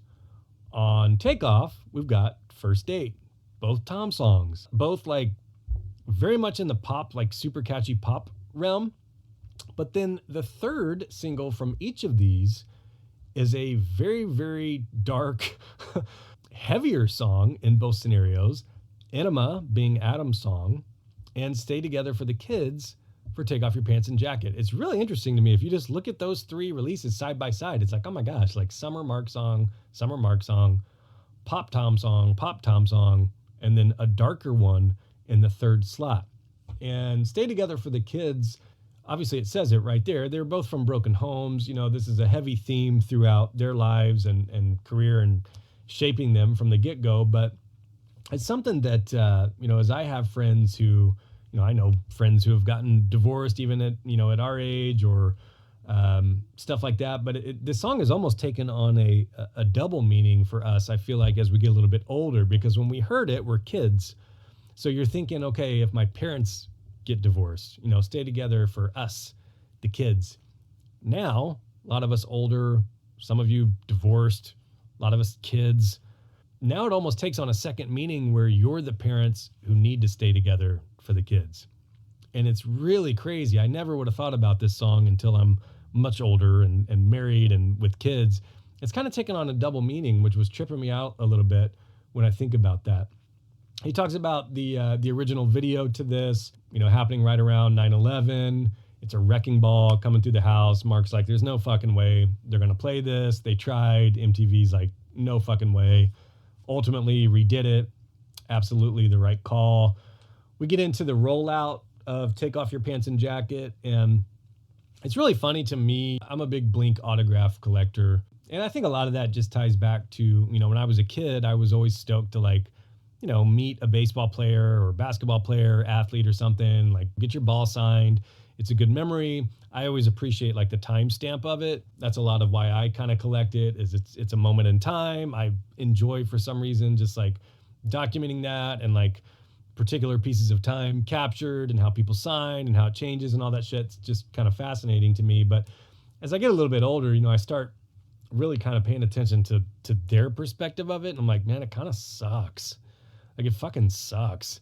And he talks about, the takeoff days when it launched, they're just signing autographs all day. I'm like, that's got to be so awful. And I've worked autograph shows. I know both sides of it. I've held private signings, all that type of shit. So, I understand both sides, but the older I get, I'm just like, man, that just kind of sucks. And then there's just a weird story there about their driver just bailing on them, in the middle of that, which is random.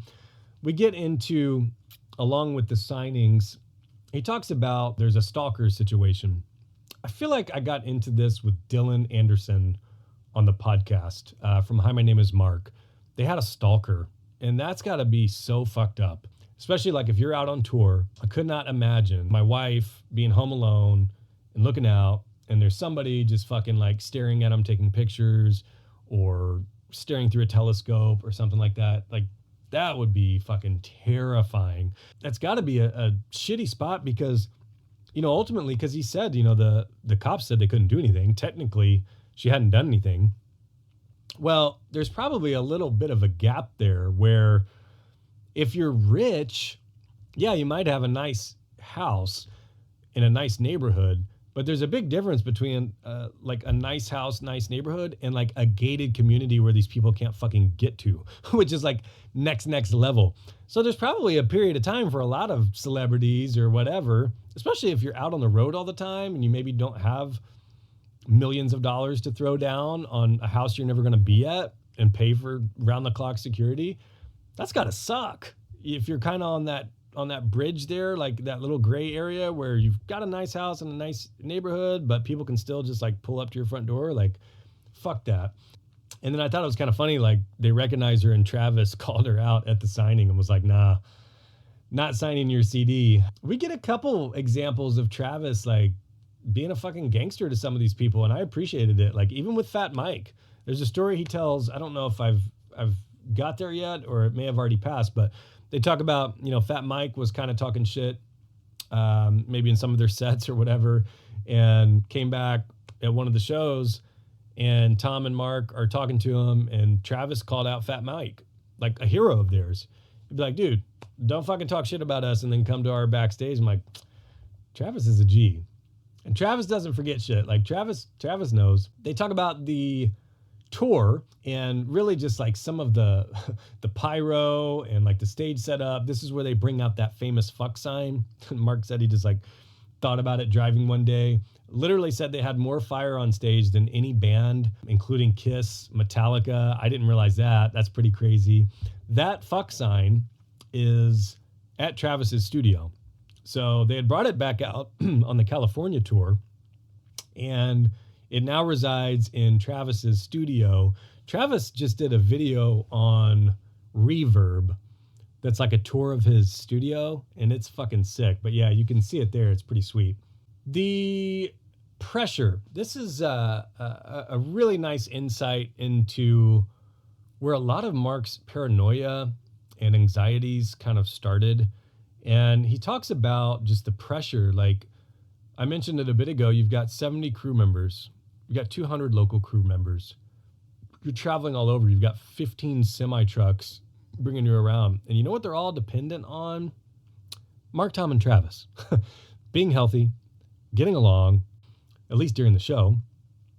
And this is where Mark said, he would watch the stage get set up, and he started getting really, really paranoid about germs, about getting sick. Meet and greets are the toughest. That's another thing that ties into what I mentioned a bit ago about like the autograph side of things. Like as much as you would want to like meet people who support you and love your band and shit, like I could not imagine standing there for 7 hours shaking hands of strangers all day, especially if you're a bit of a germaphobe. Like I'm a little bit of a germaphobe. I couldn't imagine if it was like to the extreme that Mark gets into in some of this. It's just probably could be pretty annoying. And then we get to the boxcar stuff. And this is where I really, really thought Mark would open up quite a bit because, with Blink back together now and they've kind of squashed that, it seems, finally. I mean, they played Boxcar and Plus 44 during the last tour, which I never would have thought would happen in a million fucking years. So I felt like we're finally at a place where Mark is comfortable about this. And, we're not really to the hard part of Blink yet or the breakups or anything.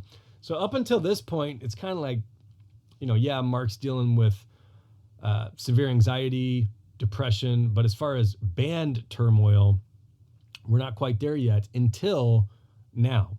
And he talks about with Boxcar Racer, there seemed to be some sort of kind of competition happening with them, Tom and Mark and their wives. He had mentioned that Tom and his wife were becoming increasingly private, telling the tour manager, don't tell them where we're going to eat. They were both due for their first kid. That kind of became like a competition. Like this is a side of things I did not know about. So this was interesting to me. And then they get to needing a little bit of a break. And all of a sudden, people are asking Mark about Tom's new music.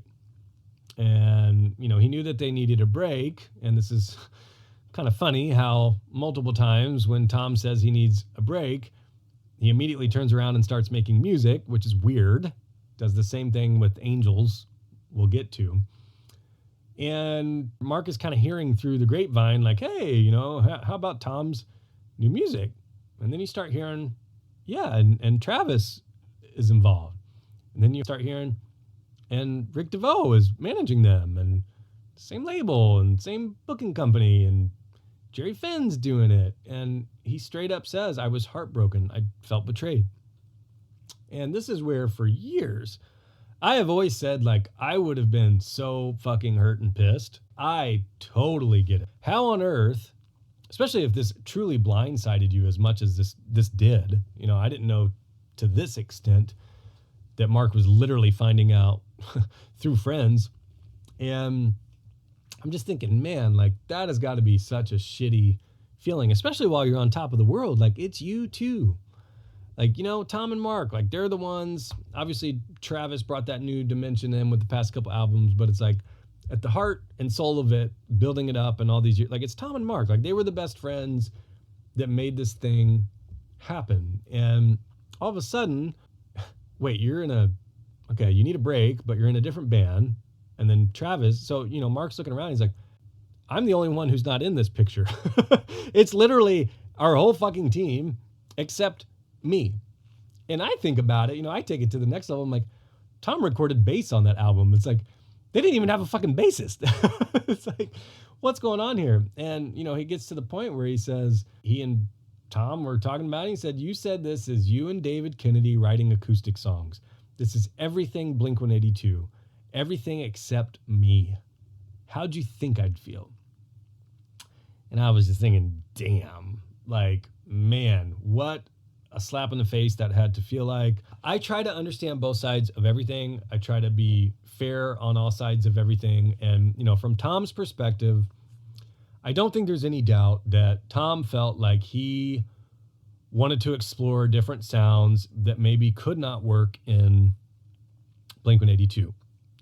And it's a little dicey to me because, Takeoff is heavy in parts. And, I feel like, as Mark alluded to here, like they could have made the stuff work in Blink, but Tom just needed an outlet. And he was wanting to explore like that post-hardcore, like Fugazi, heavier sounds. And then the way Tom says it is, he needed a drummer. And so Travis was there. I feel like Travis did an interview somewhat recently where that was not the case. I'll have to go back and look because I feel like I might have mentioned that on the podcast, but I feel like Travis did an interview where I don't think he was brought in as late to the Boxcar picture as maybe Tom can make it seem at times, as far as like, yeah, I just needed a studio drummer or whatever. So yeah, it's tough. And, from Rick, like I asked Rick about it on the podcast, and, Rick was like, people do side bands, and they do. Like when you think about it, there's tons of bands who have side projects to explore different sounds or don't want to be trapped musically or feel like you have to spit out pop punk summer hits or whatever. I get it. I think we all get it. And then from Rick's perspective, Rick is like, what am I just gonna like let somebody else manage Tom? Like if Tom wants me to manage him, like, yeah, this is like, sure, I'll manage your side project. So it's tough. It's a really tough situation. You can put yourself in their shoes and try to figure out maybe which way you would sway. Hindsight's 20/20, of course, but it's tough. And, I feel for Mark. But one of the things that I thought was interesting is, he said, talking about, they asked me to play on a song, on Elevator to sing or whatever. And the line that stood out to me right there is he said, "They were my friends. They wrote my favorite music." And he was talking about when he was on the fence about, should I do it? Like, fuck no. Or, I don't want to put my stamp of approval on this. But at the end of the day, like, they're my friends. They wrote my favorite music, and ultimately decided to do it, which I think was the right decision. One thing to note here, Tom just mentioned on Toby's podcast that they were talking about playing Elevator on the last tour, which is interesting because when you listen to this song, it's Blink. It's Tom, Mark, Travis, but it's not. It's Boxcar. So really, of all the songs for them three to perform, if they were going to play like a full song, yeah, this probably would have been the one maybe to play. Like it would have made sense on tour with New Blink or whatever. But I like what they did and play, some of the more popular songs from each band. And I think it was very telling at the end, right there. He said, "Tom thought I held him back from greatness. It didn't feel like best friends conquering the world anymore." I was like, man, like, golly, it's tough to read. And even at that time period, it's like, it was weird. I remember because, Boxcar comes out, and Boxcar, like, that's a killer album, man. Like, that's a fucking awesome album, especially for someone like me who prefers the heavier stuff. And it was just weird. It was just really, really weird. We then get into the Green Day pop disaster stuff. I learned some stuff here. This was interesting to me to talk about some of the, I guess, friendly competition, as you could put it, but some of the stuff he mentioned here about the amount of detail that has to go into booking a tour like this, and among both sides and their egos, the names had to be the same size on the flyers. They had to agree upon certain shit like, okay, only Blink gets the pyro. Well, then they had to backtrack on that. And he's like, well, what the fuck? We agreed on that. Green Day had a rule like, we're not going on until sunset. Well, what the fuck? Sunset is different depending on where we are in the country. And then you push our set, and then there's curfews, and then we get in trouble. Like, it's very, very crazy, I guess, some of the stuff that goes into this. And, you think about all the people surrounding these bands, tour managers. I don't know if Green Day, they may have personally had their own managers. It gets crazy with all these different people involved. But it was kind of funny. Mark said he talked to Billy Joe about it, and it's like, hey, after a couple nights of them kind of pushing their setbacks, like, dude, you can't do this. And Billy said, okay, it won't happen again. And then the very next night, it happens again, which is kind of shitty, but, it's also kind of punk rock. It's kind of punk rock of Billy, whether intentional or not, I don't know. But yeah, it was kind of weird reading Mark and his perspective of this, because it's like there's mutual respect, but competition, and they can't stand each other, but also respect each other. And then they also kind of got along. And yeah, it's weird. And then even, I remember a couple years ago, Mark was saying that they asked Green Day to do this again and they refused. So I don't know. I don't know if it's a friendly competition thing. I don't know if it's an ego thing, but it was cool to hear what a lot of us thought throughout the years is that, yeah, maybe this wasn't as, I guess, nice of a time or friendship among the bands as we had thought. I did hear, I think it was in that Reverb interview with Travis, he talked about how during this tour he used to jam with the Green Day dudes like all the time, which was cool because the bass that he has at his studio, that one with the stars all over it, I guess is like a Mike Dirnt gifted bass, which is sick. We get to where his son is born, Jack, and I found this one like a really, really pleasant read. This was really cool just to hear that side of Mark. You know, I think for me, I have 2 kids, and, you know, Mark talks about how during delivery, C-section, it, you know, was scary for a bit. And I could totally relate to that, man. Like both my kids, when my son came out, he was talking about like noticing something was wrong right away and kind of seeing the face of the doctors or whatever. And for mine, and I don't even like thinking about it, but the first one, my son, came out, and for me, you know, it's like my first kid. I'm like watching my wife be cut open, which is crazy. And even like Mark mentioned in the chapter, you know, like they pulled out your ovaries, like sitting on top of you. It's fucking wild. Trying not to faint. It's emotional. It's like the craziest shit ever. And then I remember, you know, he wasn't crying, and I saw a look of urgency and could feel it on like the doctor's, I guess, composure or like body language she was giving off. And I look up, and the umbilical cord was wrapped around my son's neck like multiple times. And my son came a month early. So it was kind of a scary situation to begin with. And, you know, right away I could see the urgency of like, oh my gosh, like get this off his neck. That could have fucking killed him.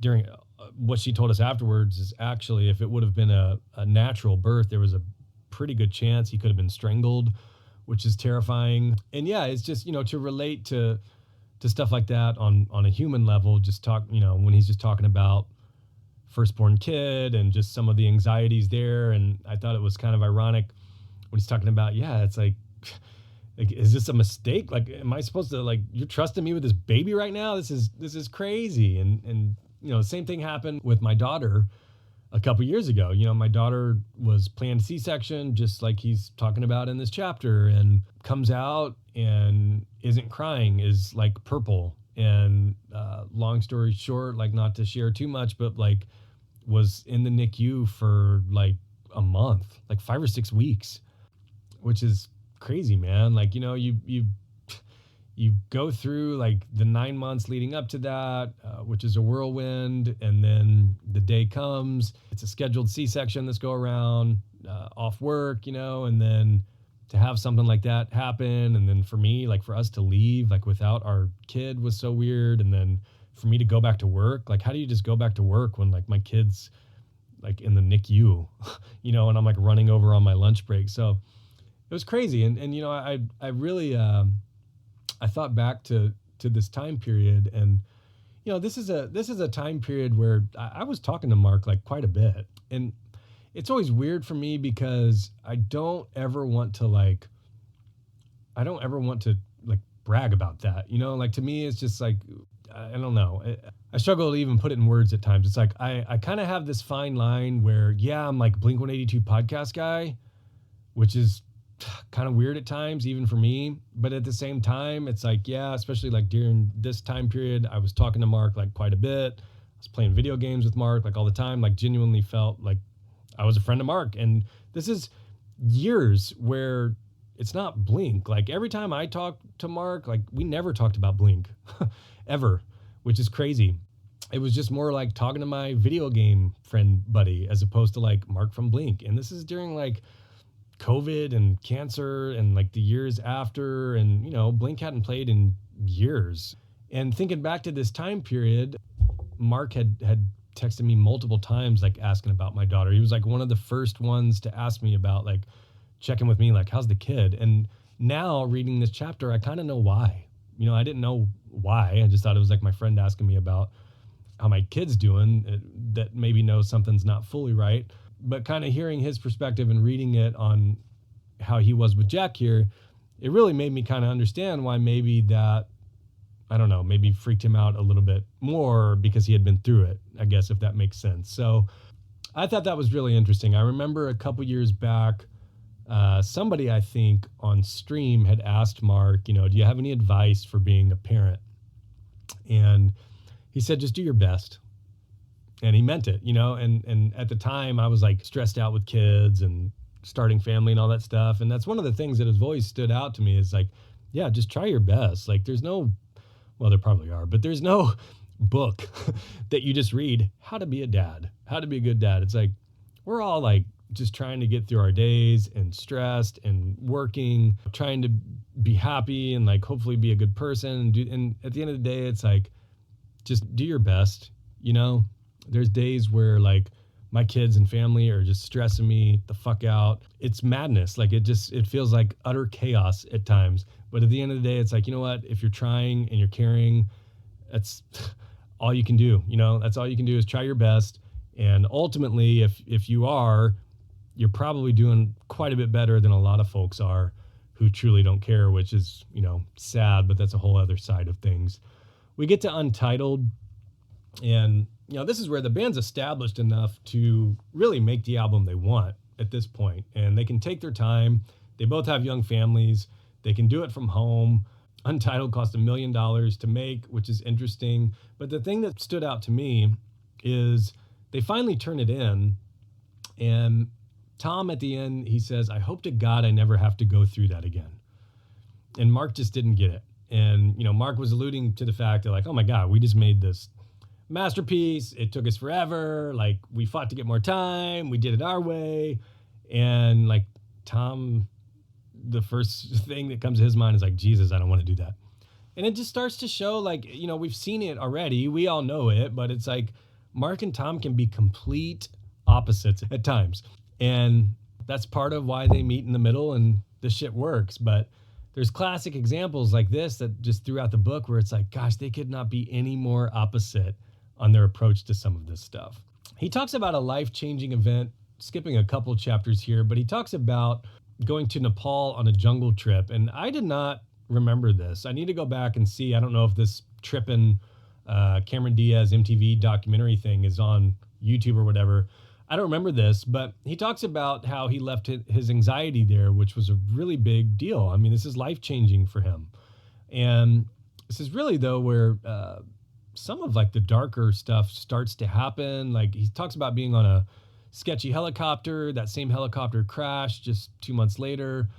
You'll start to see just a little bit of a trend on, I guess, just kind of some darker periods in Mark's life. But this particular trip is very important. And, he's saying he's still like very much a germaphobe and you're out here in the jungle. And it kind of just, I guess, snapped in his mind where it's like, okay, if you can be out here in a dirty river, like washing an elephant, like it's going to be okay. Like you can shake somebody's hand. And it seemed like a very important trip to him. Of all the things that would be in this book, I never would have guessed something like this because I don't even really remember it. I need to go back and see if I can find it. But obviously a very important part in Mark's life. We talk about Robert Smith, and we mentioned The Cure earlier, and he talks about what an honor it was to, obviously get him on the record and then to be able to perform with him. And Robert Smith comes out and they perform all of this with him, and it's awesome. And Tom just shared a similar version of this on that podcast. And I don't know if Robert had been drinking or doing drugs, he says, but at the end, his hero tries to get a kiss in on him. And what I want to do here, I'm going to reach out to Daniel Jensen, the OC drum devil, longtime drum tech, great dude. And Daniel is the person who saw this and knows the truth here. And so I think it'd be kind of funny. I'll pick Daniel's brain and just give him a good chuckle about how it made the book or whatever. We then get to hiatus stuff. I might lose my fucking voice. This is 2 hours and we're at chapter 41. Jesus. We get to the breakup. And, for Blink fans, I mean, my God, you're you're going to want to read about this the moment you heard Mark is releasing a book. And he talks about, winter touring and how it's terrible, much less you're in Europe, like you're so far away from home, it's freezing, you're in crazy ancient buildings. And the key here is he's talking about, Tom being resentful. He was distant. He wanted time off. Yeah, how much time off? A year, it's just like kind of the old back and forth. And there's something that stood out to me here, and he's talking about they're chilling in the dressing room before a show or whatever. Tom gets a phone call, and he says, he can hear his wife just screaming at him about, there's a kid yelling, like, this is what I have to deal with while you're gone, blah, blah, blah. And I'm telling you, man, like, I cannot fathom being away from my family with young kids for any amount of time, much less like, see ya, going to Europe for three months. I get it, on one side, and Mark was going through the same thing, on one side, it's, yeah, I'm gone for 3 months, but I'm also home for 6, where most folks are gone every single day. But in those situations, at least both sides are home throughout a day or throughout a week to help balance that. And man, with 2 young kids, I do not know how single parents do it. I really do not. And even with one, like, it's crazy, crazy hard. Like, tying into the parenting stuff, we just had our TED talk about. Parenting, I feel like, is the hardest. It is somehow both the most stressful thing humanly possible and like the most rewarding. It's crazy. Like, when my kids start screaming at me, I literally like can't think. I literally, like, my brain shuts off and I can't think. I'm like, oh my gosh, like, what do you need? Like, what is happening here? This is crazy. If I didn't have my wife or family nearby or somebody to give us breaks here and then, like when you need it, I don't see how people do it. So I get that. And I get, if your wife is dealing with that 24/7, a million miles away, and you're off playing rock shows, you don't really need the money. You're burnt out. It sounds like you don't even want to be there. Why are you there? But at the same time, as Mark talked about earlier, they're a machine at this point. It's not just them 3. It's 250 people, multi-million-dollar show, business, corporation, however you want to spill it. Like, there's a lot of people relying on them. And even the thought of just like a year off is like, what, a year? Like, who can take a year off work? And it's such a short time period. You think about even just where we're at in this book.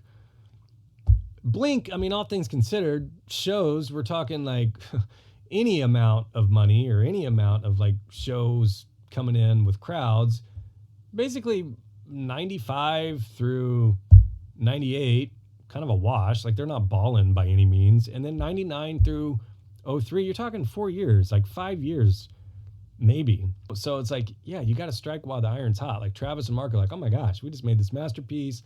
Let's keep going. And Tom's like, I just need a year off. And part of me, I get it. He says there was a fight backstage every night. Rick had to fly out to kind of be the middleman. And finally, like, the tour's over. Okay, everybody go back to their corner. Yeah, it's going to be fine. There was a terrible tsunami in Indonesia, I believe it was. And there was a benefit show being put on. Blink's on the bill. They needed to rehearse. Immediately, the arguments just pick up right where they left off at rehearsal. And they get into it, spills out into the parking lot. And Tom's like, I guess that's it then. And basically, Tom quits. And he said, he'd been unhappy all year. This is where, the infamous, like, he changed his number. This is coming via Rick from management. And as we get to, it's the last time Mark talked to Tom for like 4 years, which is fucking nuts. And that's breakup 1, and that's for us as fans. Like, I remember that time period, and it was just kind of wild. You're like, oh my gosh, like, wait, what? Our favorite band is just like, they're just done? Like, okay. And then you get like a greatest hits immediately. It's like, okay, that's weird. But yeah, from his perspective, it was really interesting to hear Mark talk about it. So Blink's done. And at that point in time, I remember just being completely unsure if we would ever see Blink again. Didn't really think so. It's not a point in time where you're just getting constant updates from the band. long before social media days where a band could just put out exactly what they wanted to from personal Twitter accounts or whatever. And so we just get the news that Blink is done.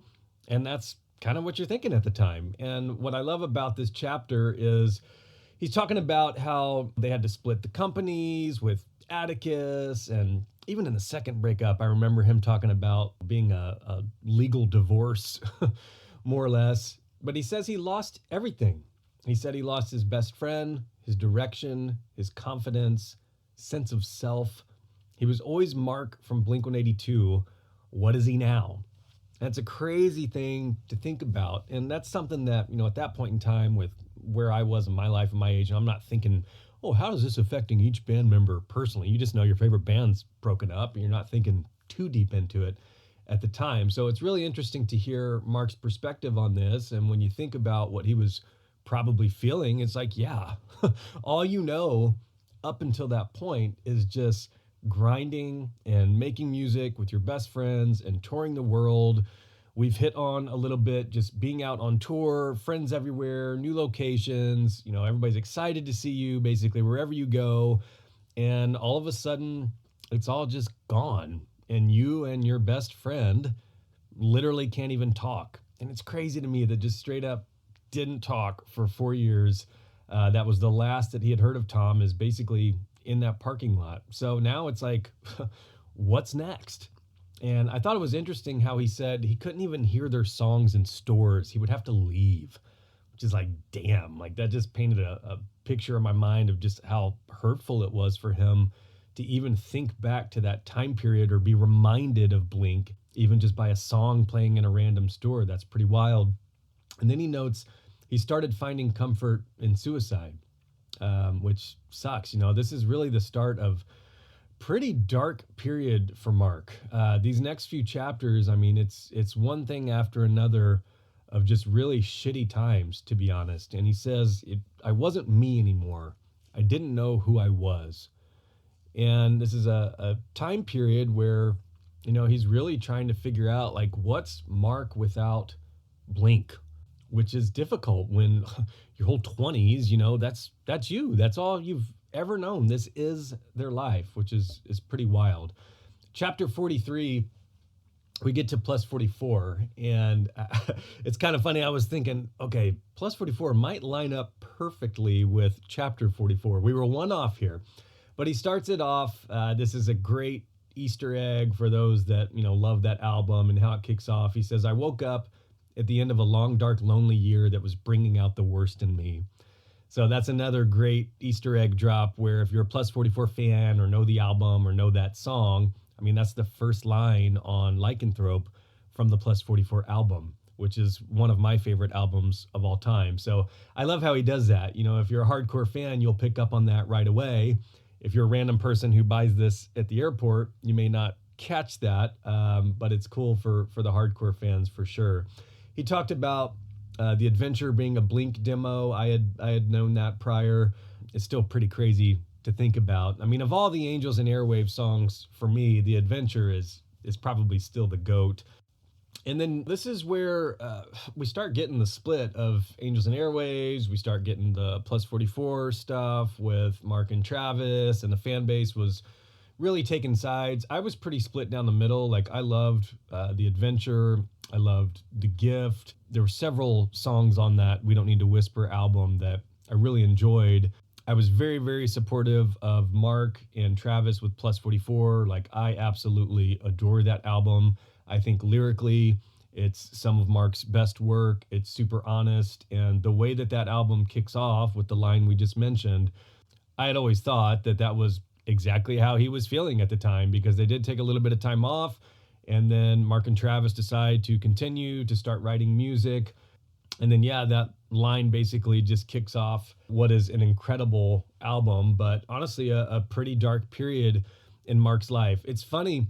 I think back to that time period and, you're just stoked to have new music from Mark and Travis. And I remember just at the time being stoked that they were making new music. It's a weird situation where, and you almost kind of liken it to a divorce, a literal divorce, in where if you're a kid and you're split and you've got 2 Christmases and 2 birthday parties, one on one side, one on the other. Like from a fan's perspective, Blink's done, of course, but we're kind of getting double the content as far as music goes, but it's a little bit different. Tom was going in a completely different direction. Mark's and Travis's was like a little bit more, I guess, alt or indie vibes, but still like some of that stuff I feel like could totally be on a Blink album. So it was really weird, and you almost kind of had to pick your side, it seems like. But for me, I tried to keep it down the middle, but I was never thinking about at the time, how much that affected Mark or specifically their egos. It's just, again, it's not something that you're thinking about at the time. At least I wasn't. And reading about this, it was really interesting to get his perspective on, it was a bit of an ego check. Like he mentioned waiting before a show in like a dirty kitchen or something backstage. And he was thinking, Jesus Christ, 2 years ago, I'm selling out Madison Square Garden. And here I am in this dirty kitchen. And I remember seeing Plus 44 on the Honda Civic tour, and they come out, and my Blink friend in real life and I are going absolutely nuts. Like, this is the closest that I'm ever going to see to Blink in my life. I mean, for me, that was my first time seeing Mark and Travis in person. Fucking stoked, going nuts. But I remember looking around, I'm like, nobody knows this band. And the crowd really wasn't going too crazy until they played What's My Age Again and The Rock Show. And from an ego perspective, I could see how with Mark that might have knocked him down a little bit. And you don't want that. For past few years, you come out, people are going nuts, people are chasing you all over, like you're the shit. And now you're opening. And it also made him kind of reflect on maybe how Green Day had felt just, a few years prior to that, which I thought was interesting. But he talked about how, they lost hundreds of thousands of dollars touring with Plus 44. I did not know that. It's crazy to me how bands, even like larger bands of people that I've chatted with and I've gotten some information on, it's like a lot of bands, especially when they tour overseas, they lose money. Like, what the fuck? You would think like even decent sized bands who are going overseas, they're lucky to break even, which is nuts. And so I never would have thought, that Mark and Travis would be out on tour losing hundreds of thousands of dollars. That's pretty wild to me to think about. But it reminds me, there was one time I was streaming with Mark, and he had joked about coming on the podcast, and I feel like I had a clip of it somewhere in an early episode, but he said something along the lines of like, when am I coming on your podcast? And I said, say the word and I'll be there. I was joking. And I said, we just need to figure out what to talk about. Maybe we talk about Plus 44 or something, because I'm a huge Plus 44 fan. And I remember he paused for a second and he said, yeah, let's dive into the deepest, darkest, worst time of my life where I lost like all sense of being and who I was. And we laughed. But he was being like pretty serious about it. And I really hadn't thought about it that much until that point. It's like, oh, from the fan standpoint, it's new band, it's tour, it's rad. Like they're continuing. They both kind of seemed like they were making the best of Blink being broken up. But I just hadn't thought about the ego side of it, or just the personal side of it, where it's like, yeah, maybe you're out and touring, but compared to what you just had 2 years prior, that really is just like, because you and your friend can't get along, he did lose a lot of stuff in those years. And, it did seem like a dark period when I really hadn't thought of it too much that way from my perspective or from a fan's perspective. So yeah, it was really interesting to get some Plus 44 talk there. The next chapter, we're continuing with the dark stuff. And to me, like, this is one of the just worst, darkest, probably scariest moments in Mark's life for sure. And I think this is one that will totally catch people off guard when you read this and you kind of just gasp and you're like, oh my gosh, I can't believe that this happened to Mark and that he's really held it in all this time. And it's just a really, really scary situation. So this is one where he talks about doing a lot of scuba diving. And Mark had told me this story a couple years ago. We were talking about, there was a book called Dead Wake, and it's a really good book by Eric Larson, great author. And this is one actually, I think Fun fact, I believe this is the one that he gave Matt when Matt joined Blink. And sometimes when I'd be chatting with Mark, we would talk about books, and we were talking about this particular book, and he put me on to some others about like diving and shipwrecks and stuff, and really interesting. I have a couple I could definitely recommend, but we were talking about this, and Mark had told me that he had went scuba diving quite a bit during the plus 44 days, which was surprising to me. I'd never known that about him. And in some of the books that I was reading, you know, I was learning all about these huge dives and just how dangerous it is, and just you know, decompression stops, and like how long you can be down there, and like these divers for some of these shipwrecks, I mean, it's a life goal and they risk it all, and it's just terrifying. And I even went and watched a lot of this stuff on YouTube, and gosh, you get down there, you can't see hardly anything. Like I would be shitting my pants. I could never ever do that. And a lot of times, you know, one of the visuals that some of the divers will see, you know, they'll see bones, they'll see shoes, just really creepy shit, on top of like crazy ass sharks and fish that you can only see at those depths. And I remember asking Mark one time, you know, have you ever seen anything gnarly like when you went down there? And he told me this, and I was thinking, Jesus Christ, I am so sorry for asking you this. And obviously I never shared that, would never share that. And I was curious if that would make the book. And when I got to this chapter, I knew where this was going. And I was thinking, man, this is going to be a heavy read for sure. And yeah, we get the story of where he was basically asked to be a buddy with a complete stranger.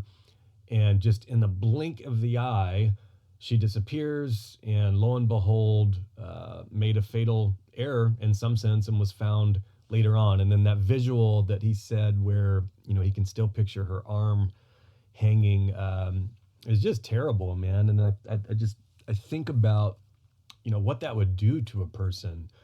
I mean, my God, I'm just thinking like, how can you sleep?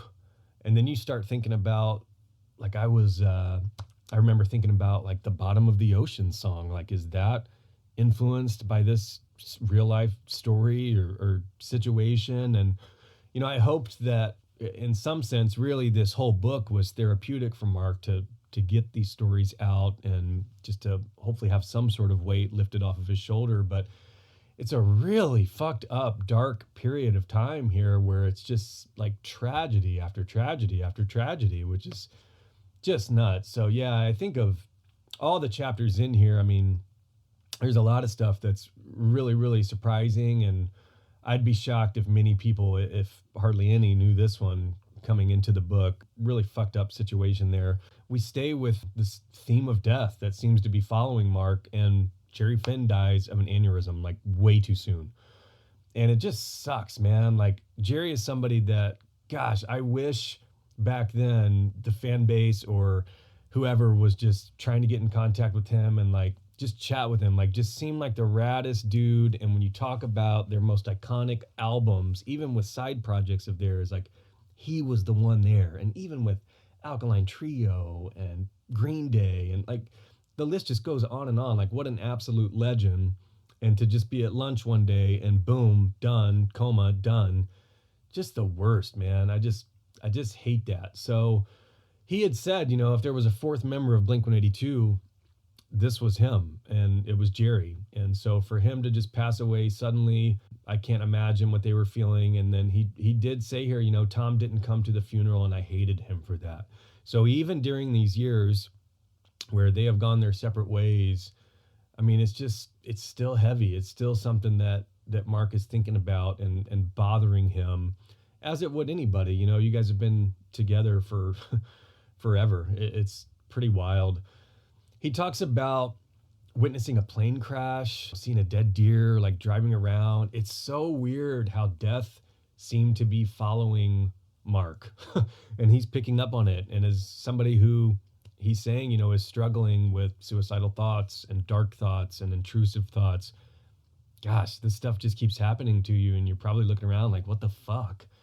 As if it can't get any worse. He gets a call from, it sounded like Chris, Mr. T-shirt, and gets notified that Travis is in a plane crash. And I remember waking up that day and being like, oh my God. The first thing that everybody thought is like, holy fuck, like, is he okay? Is everybody okay? Like, what happened? This is nuts. And it was interesting to me that he said they were working on new Plus 44 music and had to cut the session short. Neither one of them were super stoked about it. And he said, it's okay, you know, we're flying private back. We can resume the session pretty soon. And then to have that happen, he and Sky flew out immediately.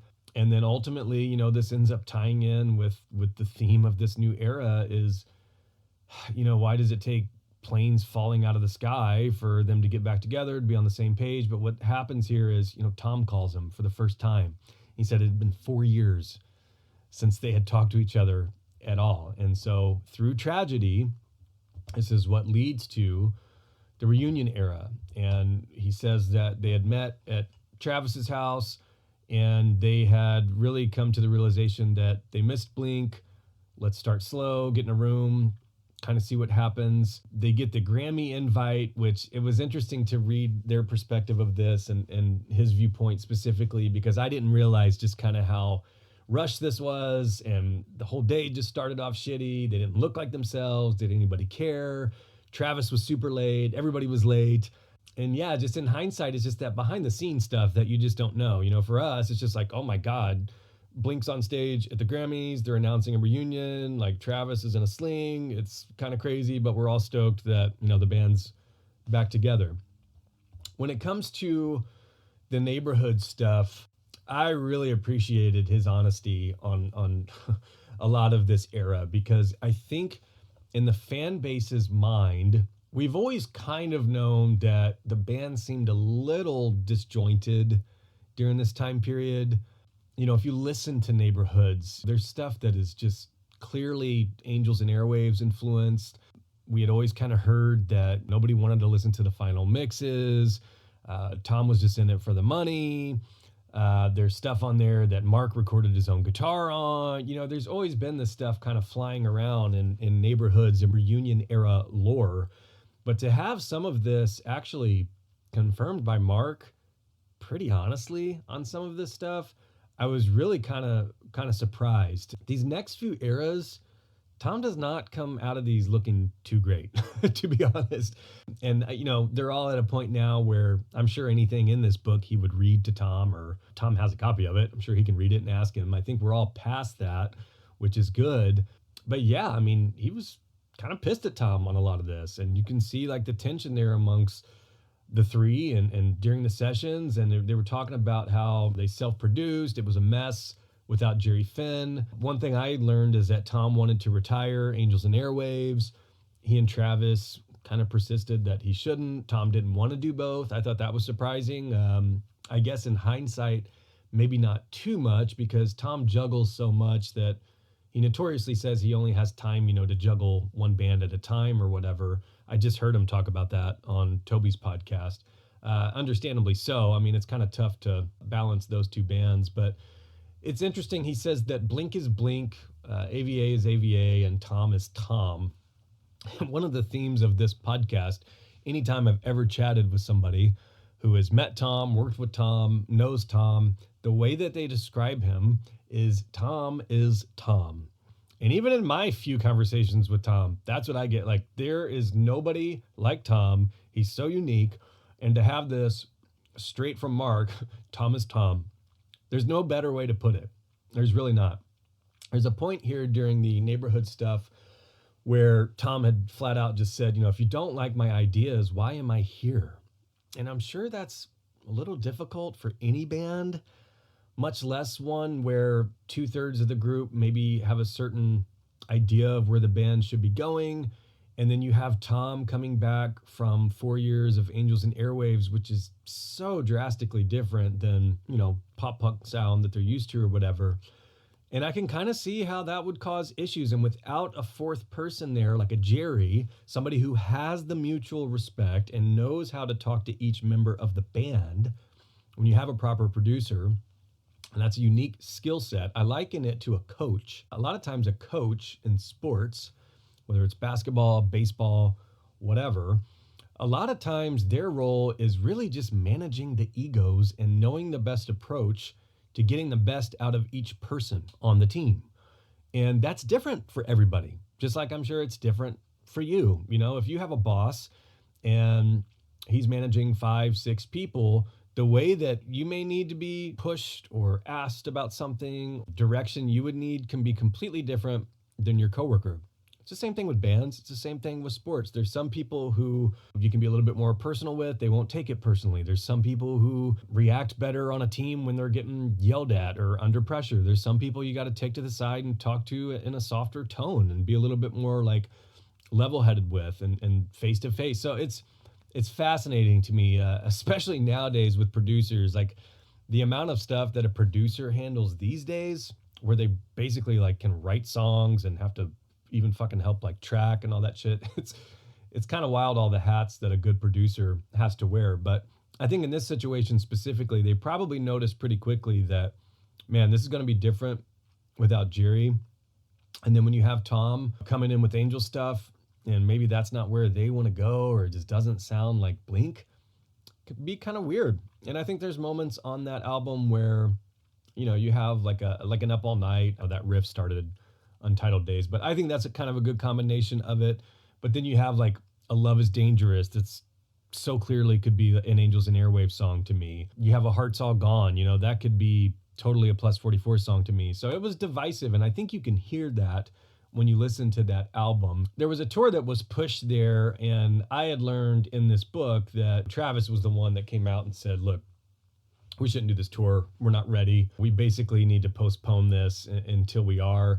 I remember that tour when the Neighborhoods one happened. It was kind of a weird rollout because the band's touring. The set is like kind of greatest hits, but then you kind of have a couple new songs like Heart's All Gone, Up All Night.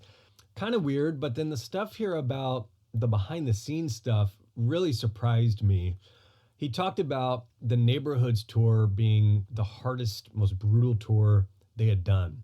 And I'm thinking, damn, like Blink's back. You know, you're on buses. I'm sure they all probably had their own buses at that point, surely. And then you're touring with tons of crew, tons of different managers at that point. Like, I would think you'd be pretty taken care of, like, shouldn't be super stressful. So it's kind of surprising for me to hear that this tour sucked, kind of from their perspective. Not the performance, you know, not from our perspective, but to peel it back behind the scenes and get that insight there was pretty wild. You know, he's talking about Tom arriving last minute. He was shut his dressing room door, wouldn't even see him until he's going on the stage and then leave immediately. Like, that's kind of fucked up. You know, I didn't realize it was that gnarly backstage. At that point, Travis wasn't flying. You've got the longer drives. Maybe you can't hit as many cities on as many dates because you have to account for that. They had played some weird shows. He specifically mentioned a couple casino shows they took big paydays on, and just recalling, like, is this what we've become? And I was sad, you know, I was like, shit, thinking back to that era, it's weird because that's such an exciting time for the band, I thought. And for the most part, I felt Neighborhoods was a pretty good blend of the two, but there was no mistaking that, you know, Tom had brought his Angels with him. And I get it. He had been doing that. That's a direction he was wanting to go. You're not just going to turn that off and go right back to clean, crunchy pop punk tones. You know, you can hear it with the guitars. You can hear it with his vocal delivery. Even his voice had changed. I'll never forget that first appearance back they did. I think it was Leno. And it's like tough to find the clip of it. They come back. They're playing All the Small Things. And the way Tom sung it, it was Angels, All the Small Things. And I just remember thinking, like, what the fuck? This is so weird. So it's kind of a weird time looking back.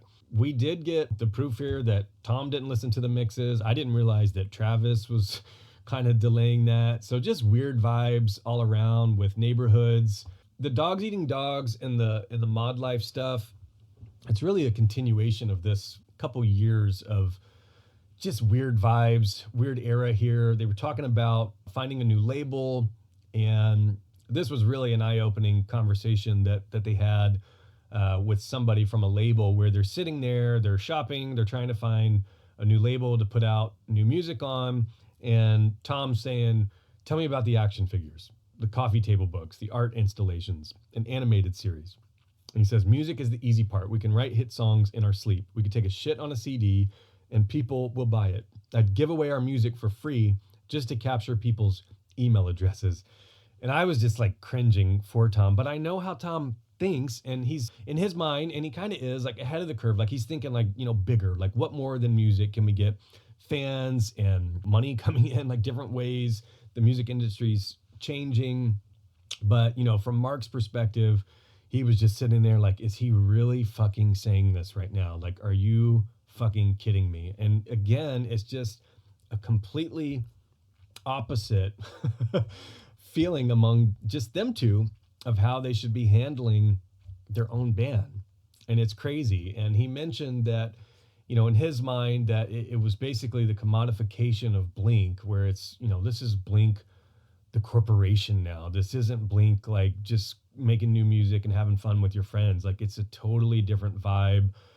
Even Mark and Travis were suspicious of Tom's motivations for rejoining. That's something that the fan base has always kind of thought for a long time. You hear it where, maybe Tom just rejoined for the money. Go do what you want to do with Angels for 4 or 5 years.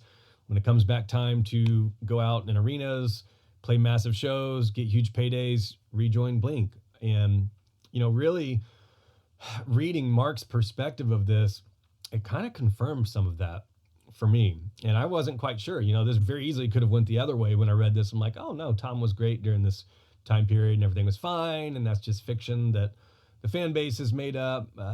But no, it kind of seems like this time period was pretty rough. It kind of seemed like maybe Tom was taking advantage of Blink during this time period a little bit. He's there, he's performing. They did make new music. But yeah, I just think that the way that Mark and Tom thought about Blink during this time period was probably a little different. And we know now, with hindsight being 2020, that Tom probably would admit that, especially with what's to come with him out of the band, yeah, he probably did take for granted Blink and the fans and the music and the history there or whatever. But yeah, such is life. He talks about, mod life with the fan clubs and the VIP packages, the live chats, all that stuff. And he does give Tom props where he was a little bit ahead of the curve. I could never afford all that shit at that time period. So I could never sign up for like subscriptions or all the early meet and greet shit during that time period. But it was something where, Mark and Travis, they didn't want to take advantage of their fans. They felt like at that point, he said it seemed greedy. I do totally get Tom's frustration. So, Tom's tried to push mod life.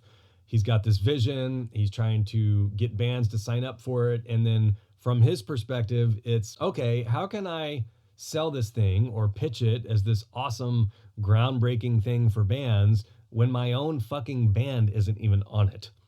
And Mark acknowledges that.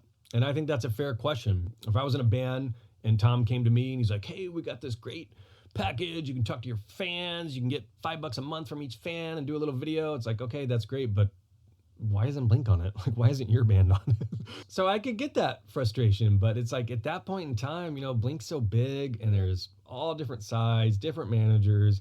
I can just only imagine how much of a shit show or how hard it is for somebody to kind of get their way on some of this stuff. And as soon as there's a stalemate or one person who doesn't agree with the other, like it's kind of donezo. And he says that Blink was a bank for Tom, a promo tool for his other shit. And just thinking back to that time period, I remember at the Untitled anniversary shows, so that was 2013, so right around this, at one of the sound checks, Tom was talking about they were going to work on a new album and they were going to have a fan club. I feel like he even called it the Rabbit Hole. And he was like, yeah, we're going to let people vote for the new cover. And so I think this was still just very much at the forefront of his mind, is like this new direction for Blink with mod life and all this extra stuff. And then I remember somewhere, I believe Tom had pitched Blink on like the Poet Anderson stuff. I mean, this is right before we start getting Angels and Airwaves, the Dreamwalker with the Poet Anderson stuff that was tied in. And I just remember thinking like, oh my gosh, I can't even imagine what Travis's and Mark's face would look like if Tom came in and was trying to pitch Poet Anderson for Blink-182 to do. And as big as Tom would dream and want that, and I'm sure fully believed in it and obviously made it happen in his other band, I just could never get that out of my mind. I'm like, there is no fucking way that was going to happen in Blink. And obviously Mark Travis stood pretty firm there.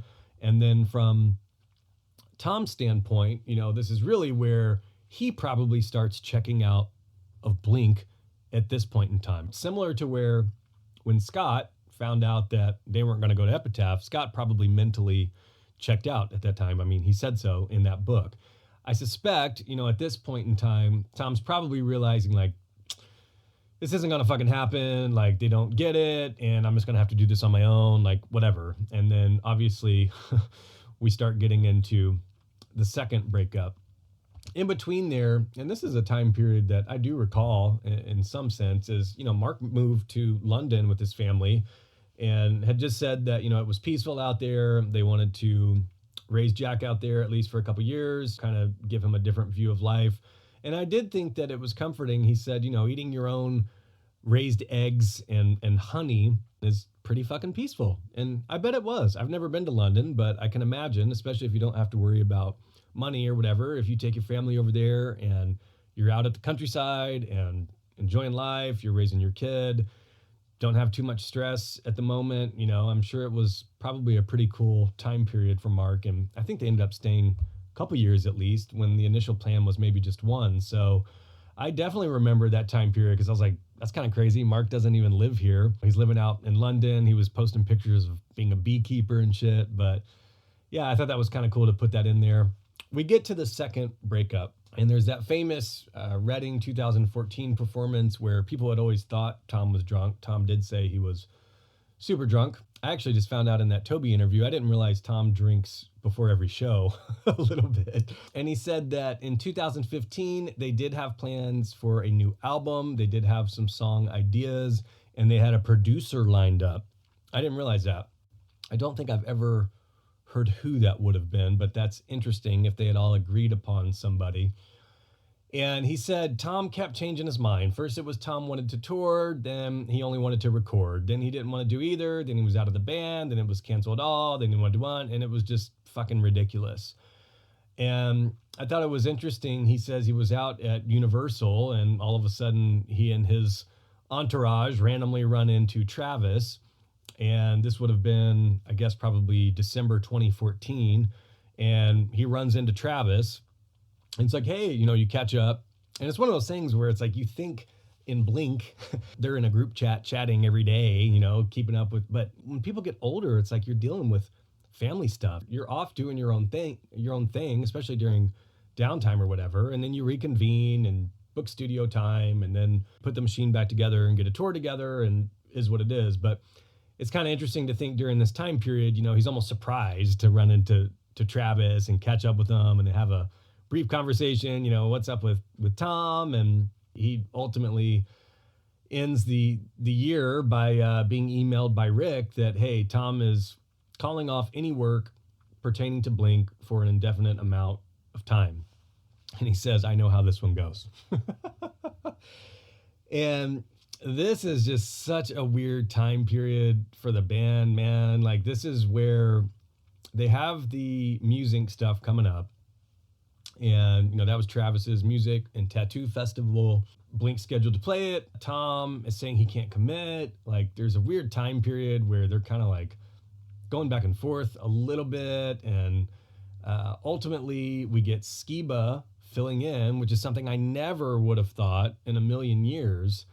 But I thought it was very interesting that he said, fuck Tom. Fool me once, whatever. You're not going to fool me twice. And at this point in time, we love Blink. End of story.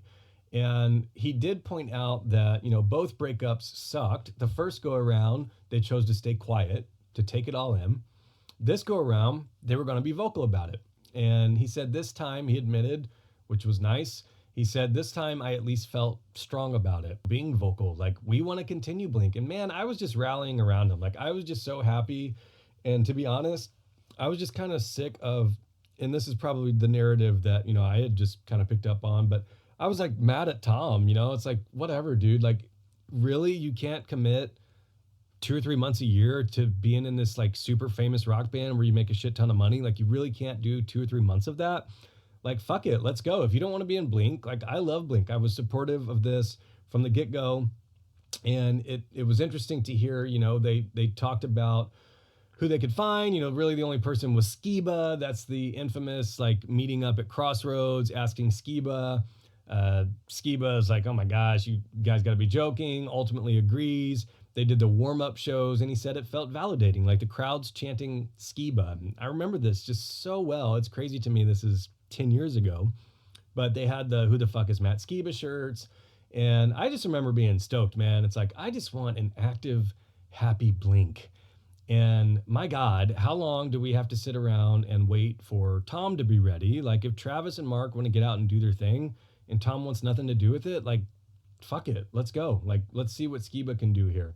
And Mark admits here, he's like, yeah, sure. Some people were saying no Tom, no Blink, but they were just excited at the shows, still just as stoked to sing Damn It.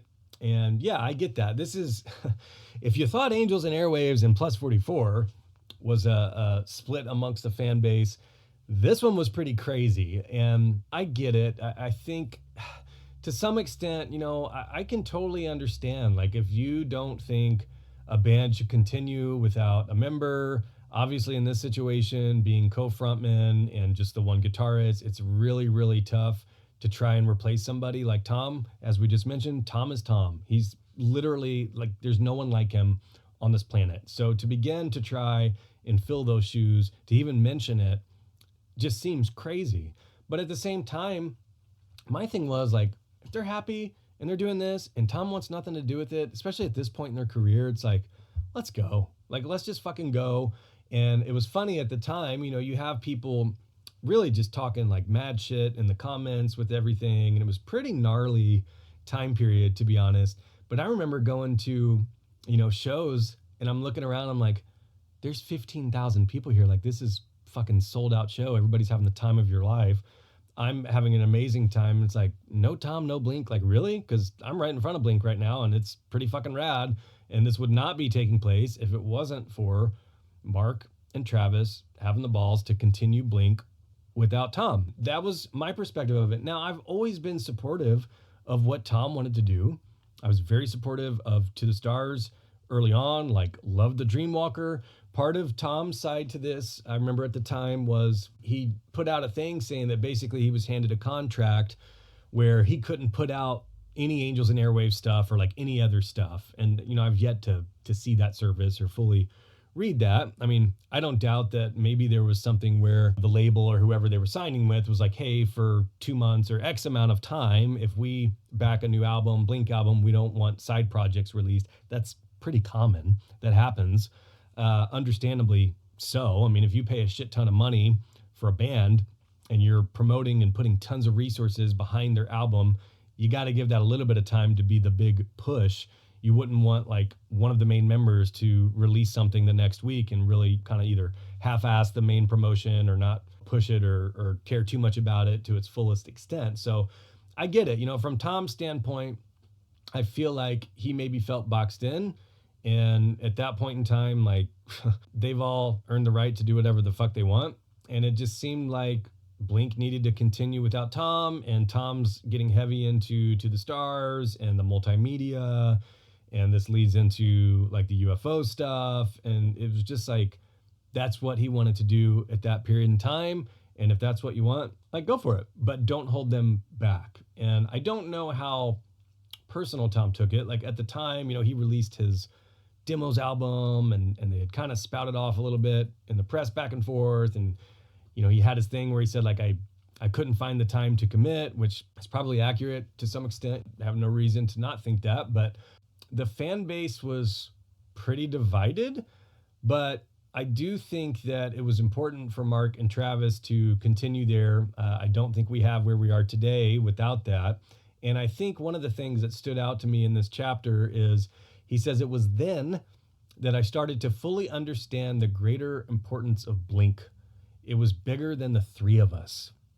And it's like, man, that hit me. It is.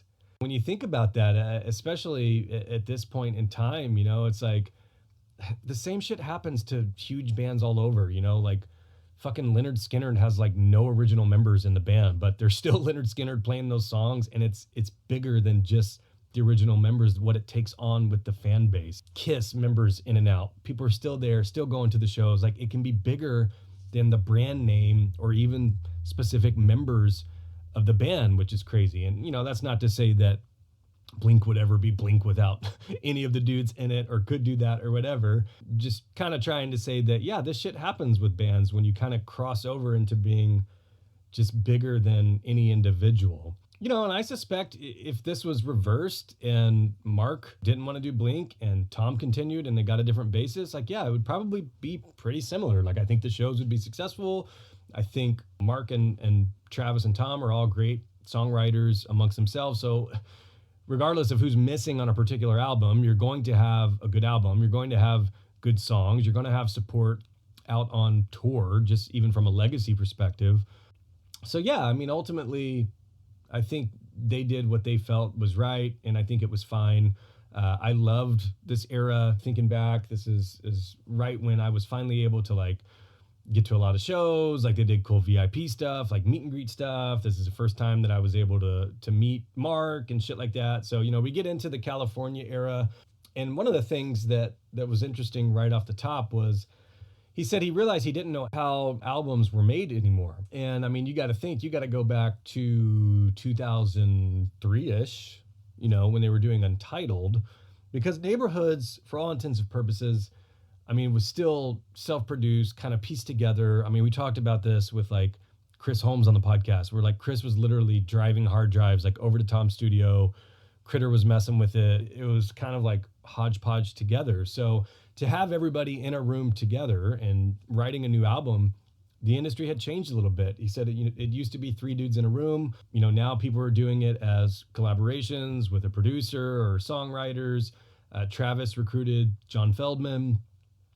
They wrote Bored to Death the first day, and it felt like Enema of the State Part 2. And I'm sure they were fucking stoked, man. Like, to me, I just remember being so stoked to see Blink in a studio, like pictures, happy, writing new music. It was just exciting because for years prior to that, it was just kind of like, what's going on? We're going to get a tour. Canceled this. Got a weird EP out of nowhere with Christmas merch. It's like, you just didn't know. And finally, it just felt like everybody had the same vision and was going in the right direction, or going in the same direction at least. And we were going to get new music, and it was just an exciting time. One of the things that was not hit on here, I was wondering if he was going to get into like when Skiba very first joined and they had demoed with Tim Armstrong, some early stuff. And then ultimately what we've kind of heard is that I guess that music was, I think Feldman said it was like kind of Plus 44, kind of Alkaline Trio, just wasn't meshing well. And then they get in the studio with Feldy, and as a producer, again, bringing out the best in everybody, is able to kind of hone in on, okay, what's this new Blink-182 sound? And they were comfortable with that and digging how the direction went and the songs went, and the rest is history. He said it debuted at #1. They were nominated for a Grammy. I was so happy for them at that point in time, no doubt about it. And then he does mention, and I was curious, Mark being a humble dude, if he would, note this or speak on this. And he said, the best part is I was fucking vindicated. I didn't need Tom to make a hit record. And that's something that I didn't know if he would ever publicly say. But in the back of your mind, like, him and Travis had to be stoked. Like, yep, see ya. We made the right call here for sure. And now we feel vindicated. We feel validated. We've had a successful album. We've got a #1 album. Yeah, there's pockets of the fan base that maybe aren't super stoked, or, no Tom, no Blink, maybe refuse to go to shows, maybe hate the new music. Is what it is. You're never going to please everybody. But I think the success of this album and, this era in general, because they toured the shit out of it, he said all was right in the world. And that was just a killer time, thinking back to California. We had the California tour. We get California Deluxe, like a little bit darker songs. Like, fucking loved that album. Another huge tour. Really, really cool time period in Blink. For me personally, I understand that I'm quite biased in that regard, but I just have like the most fond memories thinking back to this era of Blink-182 for sure. One of the things when we start getting into Nine in this kind of 2019-ish era is he said that Travis still talked about Tom returning. Like, he would say shit like, yeah, when Tom returns. And Mark was like, I don't want Tom back. This isn't, you got to get that out of your head. And I thought that was interesting because in my mind, from a fan base perspective, everything seemed to be going like great. They're like out, they're active. In my mind, the one thing that was always a question for me was whether Matt truly felt part of Blink, or, for lack of better words, did he feel like a fill-in when it came to being in the band? And I was thinking, surely after 4 or 5 years, like, yeah, the first album, you're probably showing up and you're trying to help. Matt's an incredible songwriter. We all know that. And he's a ghostwriter for tons of artists. So, I mean, there's no doubt that Matt's going to come in and help you with your record. But, whether those songs originated with him or he came up with them, or if he was coming in, singing his parts or helping here and there. Skiba's not the type of person I don't see day one joining Blink-182. Nobody would. And take the reins and put his mark on it immediately. But by the time 9 comes around, really, like, Tom is so far out of the picture. Like, he is so far down kind of a UFO realm. We start to maybe get, like, we had gotten Chasing Shadows and maybe some hints of Angels and Airwaves, like, really coming back together with this new iteration, like the Life Forms era or whatever, starting to get around this 2018 to 2019 era. But leading up to what was going to be 9 and those writing sessions or whatever, I was thinking, man, I really hope Matt feels like a full-blown member of Blink. And in the back of my mind, I never thought he would. I really just, the type of dude he is, and just, the legacy of Blink. And in interviews when Matt would speak, there was one interview where he asked Mark, Tom's going to come back, right? And he said, Mark wasn't sure. That always stood out to me. But just the fact that was a question to me kind of bummed me out a little bit, because I knew that Matt would never fully feel like he was Blink. Like, I do think even until the end, Matt felt like he was enjoying his time with Blink, and he said he didn't want it to end, but never being, I guess, cocky or possessive enough to truly feel like Blink was his home or whatever, So it was kind of interesting. But for Travis all along to still be at least toying with the idea of Tom returning one day, it's pretty wild. And then, we start getting into, there was that boxcar kind of reunion. Like, this was such a weird time where Tom had ran, I think, into Travis, or they were talking back and forth like a little bit, and they would kind of like poke fun at each other on Instagram or put each other in each other's Instagram stories, just like weird kind of shit. And, Mark would never acknowledge it, or like, you could tell that Tom and Mark weren't talking, but maybe Travis and Tom were, and it was just fucking weird. But yeah, they did the boxcar song. So that was probably like, I'd have to go back and look. It was around this time period. And then ultimately that ends up getting shelved and became Terrified, is my understanding. So it's just a weird time period. And he mentions here that, they were on a new label and they were going to be pushed into the pop world. And, the goal was make alternative songs and then cross over into pop. And Mark admitted here, it didn't happen. Like, the songs didn't connect. They tried the Monday Night Football thing, being in vogue, and nothing made Blink bigger than what they had already kind of peaked at, which is interesting. And, I love 9. Like, I think 9 was really where we started to get a little bit of Skiba's input a little bit more. Certainly when you get to Black Rain, No Heart to Speak Of. And it kind of felt like they were exploring, like they had reset the band with California. We've got the pop punk, we've got the summer vibe. Deluxe allowed them to get out some of that darker stuff that maybe didn't fit. That's the stuff I love.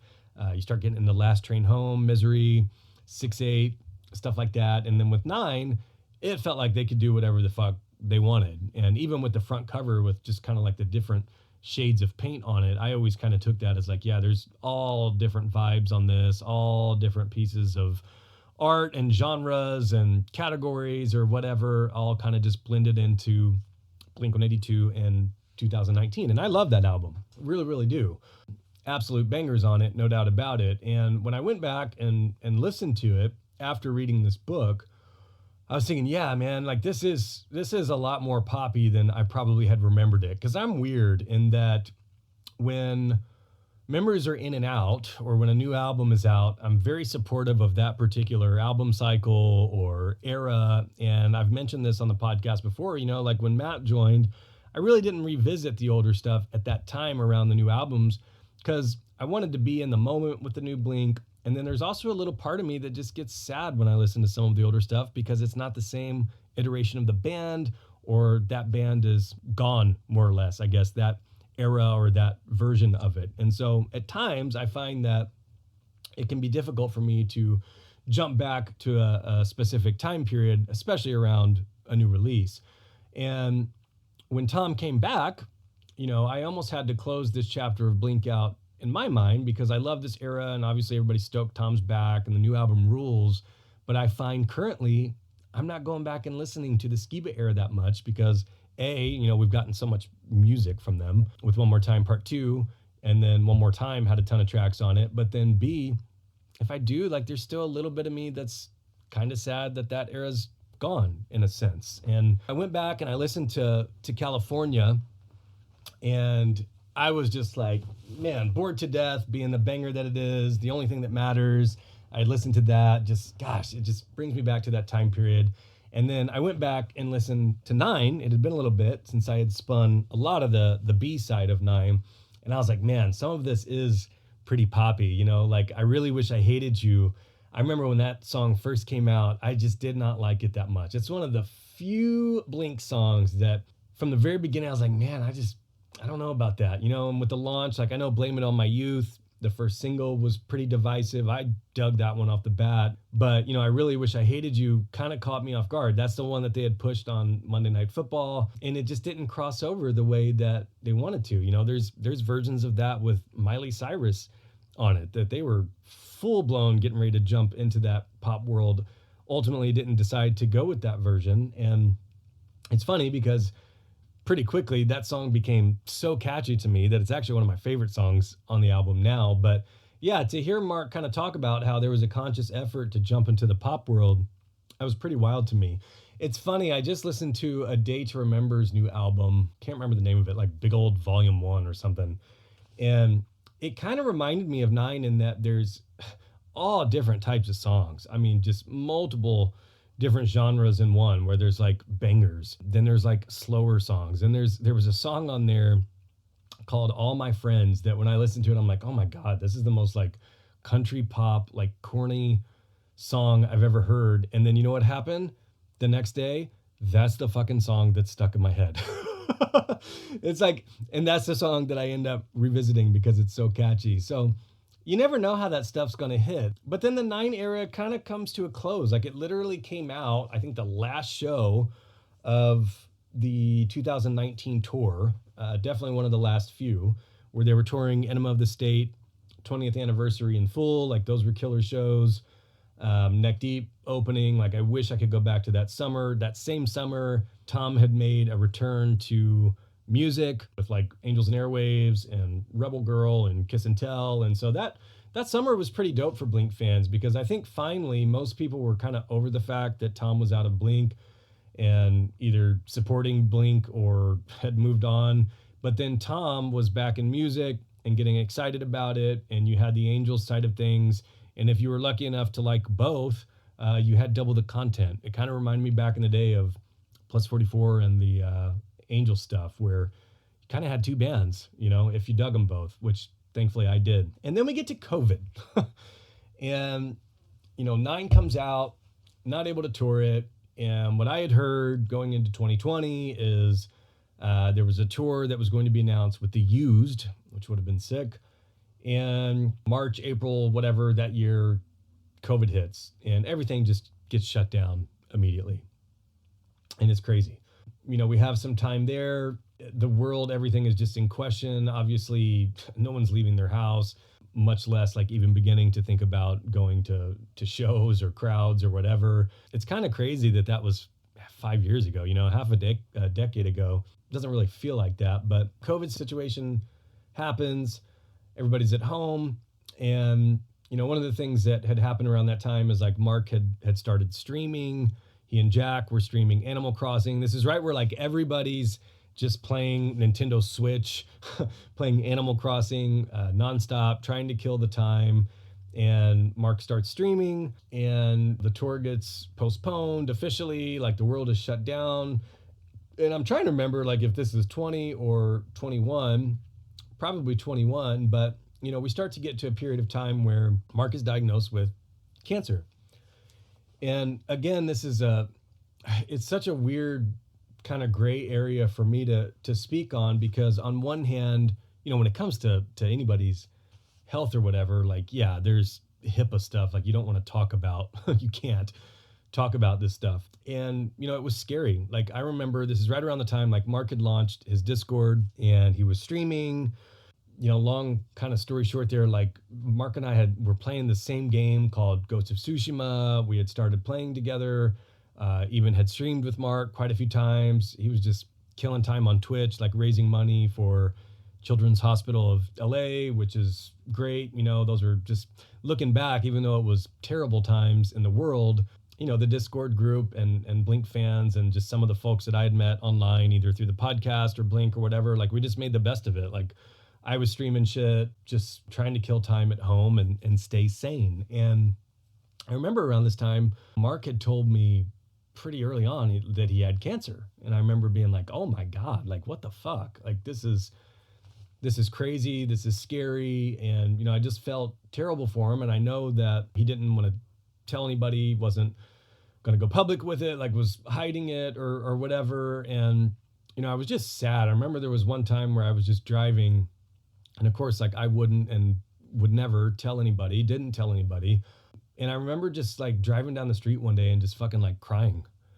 And I was just crying because it was like, at this point, Mark and I had become like decent gamer friends, and I knew he was hiding this. I knew he was going through what he was going through. And, I was just trying to kind of do my part to be there. Like, when he wanted to play games, it's like, what do you say to somebody who's going through that? I don't have any friends who have been through that. I think all of us have probably lost a family member or been close to somebody who's gone through that, but it was just a really weird time period. And for months and months, he hid it and was able to. And I remember on one of the streams, I feel like he talked about it in his book, but there was a stream where people were just talking shit in the comments, and somebody had said something about, did you shave your eyebrows or something like that?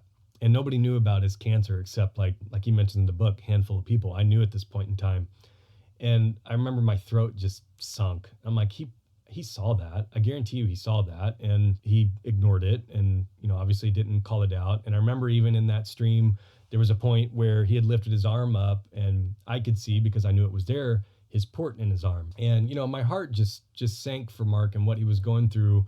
And I just kept thinking about, the amount of, obviously personal pain that you have to go through, mentally, physically, how it affects your family. Thankfully, he had Sky right by his side to take him to the appointments and to and from chemo and all that stuff. And then on top of that, the pressure of being like a famous rock star and worried that somebody might see you walking in to Cedars-Sinai or leak online that they saw your name at the chemo waiting room or some shit. I'm like, man, that's got to be such a terrible spot to be in. And he opens up about it in the book here. He was panicking, spiraling, suicidal, diagnosed with stage 4 lymphoma, talking about some of the chemo drugs like the R-CHOP that he was going through, and just how awful it makes you feel for weeks at a time. I think about Chad Gilbert from Newfound Glory, who he's been going through this shit for like fucking years.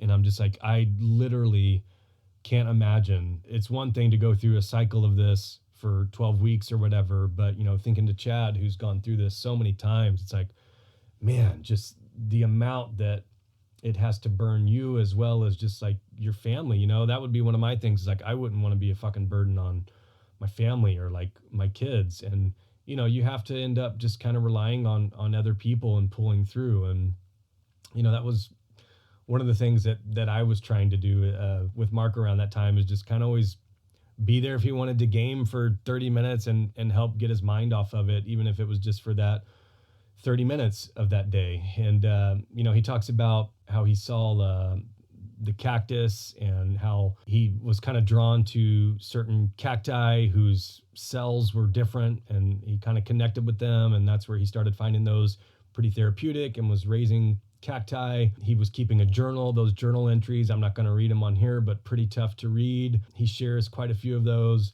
talks about that red devil, like the super toxic treatment that you get. You can't even use the same toilet as people that are going through, using that, and that's going through their system. And one of the things is, it's in his zine. If you got it from Hi, My Name is Mark, I'm pretty sure it was mentioned in that as well. But he was on a walk with Sky and just broke down and couldn't take it. And Sky says, "What are you going to do? Kill yourself?"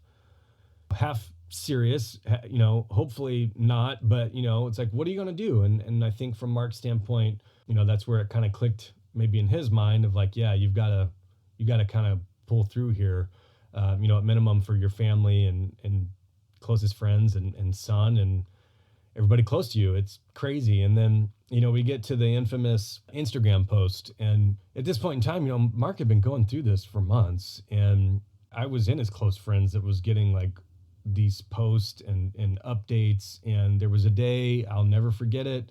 Mark was going to get chemo, and he posts a picture, like, 1 round of chemo, please. And he thought he clicked it on his close friends, and he had clicked it to everybody. And my phone started blowing up right away. I had people that barely know I have a Blink podcast that, word is getting around like so quick, like, oh my God, does Mark Hoppus have cancer? And like, I'm not going to say anything. In the back of my mind, I'm thinking he's probably going to have to make a statement about it. I can't imagine. Here he is. He just gets like the pain medication. He's getting ready to basically just kind of like zone out, pass out for a chemo treatment. And all of a sudden makes an error on Instagram that's so easy to do. I've actually thought about that like plenty of times. If I post something to close friends, I'm like, this is so easy to fuck up. And just to have to go through that, like basically right after chemo, pulling over to the side of the road, it's just like fucking awful, man. Like I felt so bad for him that day. But there was also a little part of me that, as terrible as I knew he probably felt, and, he opens up about it in the book where he says that he more or less thought that because of how people are on the fucking internet, that people would come out and say, you deserve this, you're a piece of shit, hope you die, blah, blah, blah. And the way that the fan base and folks reacted was quite the opposite. And my hope when this happened was, although in error, I felt that I really hoped that the outpouring of love and support was somehow a giant lift off of his shoulders.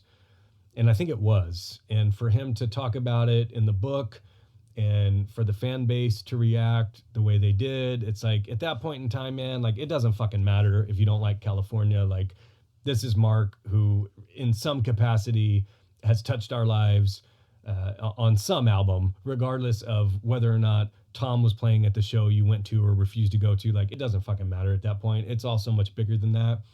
And when that happened, for him to finally have that lifted off of his shoulders, I was just, happy's not the right word, but I guess relieved for him. And I hoped that it helped. And I think it did. He talks about just going through with that, and there's multiple journal entries. Obviously, I think most folks still listening to the podcast at this point, you've read the book, you've gotten this far. I encourage you to read them. They're tough to read, man. Like, it's tough to read that. But I also do appreciate him being encouraged to jot those thoughts down and then sharing those with us. And then, he gets to the point where he gets the all clear, at least at that point in time, that he was cancer free. And I remember him telling me that day and just being like so fucking stoked, like just so fucking relieved and happy for him, because I know what he had went through, how awful the past few months had been, and just to finally get that all clear. Because he mentions in the book, there was a period where you get scanned halfway through and everything had shrunk, which is good, but you got to keep it up. And to get that, I was just so fucking happy, because it's one of those things where it's like, yeah, if your friend or somebody, like, you're going to be positive for them, but like, do you know, like, at the end of the day, it's like, do you know it's tough. So, I mean, my God, I think everybody just breathed a huge sigh of relief when he shared that he was cancer free. Just amazing. And I did not realize that he got drunk at 11 a.m. that day. So yeah, that was a tough few chapters to read for sure. I knew the cancer would be in here in some capacity. And for me, being pretty close to Mark during that time period, it was interesting to kind of read, what he was going through 100% at that time period, maybe even compared to just what I had thought or, heard from him or whatever. So yeah, pretty wild. At this point, I'm mentally noting in my mind, we're getting close to the end of the book. There's not too many chapters left. We're down to the last few pages. Obviously, at this point, we've basically ran through his entire life. And I was really curious to hear, where this book was actually going to end at. He talks about how even before chemo, Tom had texted him a funny picture at an Angels and Airwaves video shoot. And, Mark admitted that he was still kind of angry, like still didn't feel like he needed Tom. But ultimately, the cancer situation really brought them back together. Tom was there for him every day, like all the time. Tom was checking in on him and texting him and just there for him. And it rekindled their friendship. And it's kind of what happened with Travis. Like, for whatever reason, it takes a tragedy to get these three dudes in a room and back on the same page, A, as friends, and then B, as bandmates. And, really, like, Mark hadn't played bass for years. He mentions that, he had brain fog. He had to retrain his vocal cords. He hadn't sung, hadn't played bass forever. And yeah, it's interesting to me because it's like when I think back, like that's the Mark I know. Like the Mark I know is like kind of non-blink Mark during this weird COVID/cancer time period. And once he gets past that and he and Tom rekindle their friendship, then they get in a room, they come over, he, Travis, and Tom, initially during cancer or whatever, and eventually get back in a studio and decide that, hey, let's continue this. We love Blink. And I was really curious to know, like what he had said to Matt, if anything, or like who made the call or like how that went down. And, Mark had said that he called Matt, he knew he had to do it. He knew it would come. And ultimately, as you would expect out of Matt, pure class. And I think in the back of Matt's mind, he did know that this day would come. He had flat out said it in some interview that he was hoping it would last as long as it would, while still completely understanding that Tom was probably going to come back at some point. So, we get the story there. The story is that Tom basically re-entered Mark's life, was a rock for him support-wise during the cancer years. They were able to rekindle their friendship because of that. And then ultimately decided that, hey, let's start the machine back up with Blink, start slow. Travis had a state-of-the-art studio at that point that they could meet at, flesh things out. And then, that's where we start to get the excitement amongst the fan base where there's rumblings that, oh, Tom is back, and then ultimately it's that like, October when the announcement came. I feel bad, like, because I again, it's like, it's so weird for me because I never want to brag about it. Like, I don't want to come across that way, but I knew Tom was back for so long. Like, I knew Tom was back for months and months and months. And here I am, fucking 182 News, not saying shit. I didn't tell anybody. I didn't even tell my wife. And for months, it was kind of interesting to sit back and kind of see the chatter of like, oh, Tom was backstage at some show and told some people, oh, there's no fucking way, blah, blah, blah. And I'm just sitting back thinking like, he's back and everybody's going to fucking lose their shit whenever this announcement gets made. And as we know, Tom's back in the band. They make the announcement. They're coming. We get Edging. We get huge tour the following summer. It's just wild, man. Like a really fucking wild ride looking back on it. And the way that the book ends is with that first Coachella show. And this show popped up so sudden. Travis was injured. Travis's injury messed up at least a couple shows prior to that, for sure. And we get just such a short notice that, okay, Blink's playing Coachella. I was like, what the fuck? Like, I didn't even know about that. I'm like, what the fuck? And all of a sudden, Blink is reunited. It's surreal. We start to see like pictures. We start to see like getting ready to take the stage. And the way that Mark chose to close the book here was just beautiful. And he talks about how, there's 150,000 people, like largest show ever. And he closes it with, my best friends follow me on stage. A thought crosses my mind. Maybe I died in that cancer center and this is heaven. I step out into the light and noise. And man, I just got fucking goosebumps reading it. And the way that he chose to close that book out with that was just so fucking powerful for me. And I mean, just from the fans' perspective and just really what we all have gone through, as hardcore Blink fans, like, yeah, it's obviously more personal being them and their band, but for us, it's a bit of a roller coaster as well. And you think about the ups and downs and the different iterations and, with Mark's cancer and Travis's plane crash, and Tom even had a bout with like a skin cancer. It's fucking crazy what all it takes. And then for that moment, for them to come out and then to just absolutely crush it. I couldn't help but smile, and just thinking back to how exciting it was watching that show and watching that stream and just seeing those three on stage. Just really, really special time. And I thought that was just a killer way to end the book. To wrap things up here, we've been talking forever. I could not put this book down. I've read it twice. It's 10 out of 10 to me.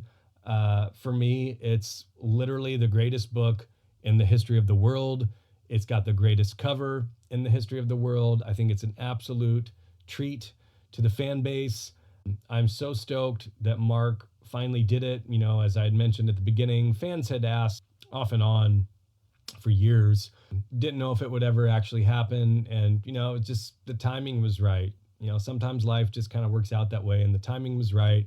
I'm so excited for everybody to get to read this.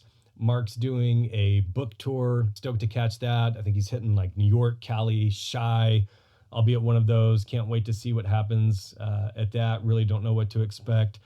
And it's just exciting, man. Like, get a copy, throw it up in your Instagram story or whatever, like even to your non-Blink friends or whatever. Like, I think anybody could pick up this book and genuinely just enjoy it.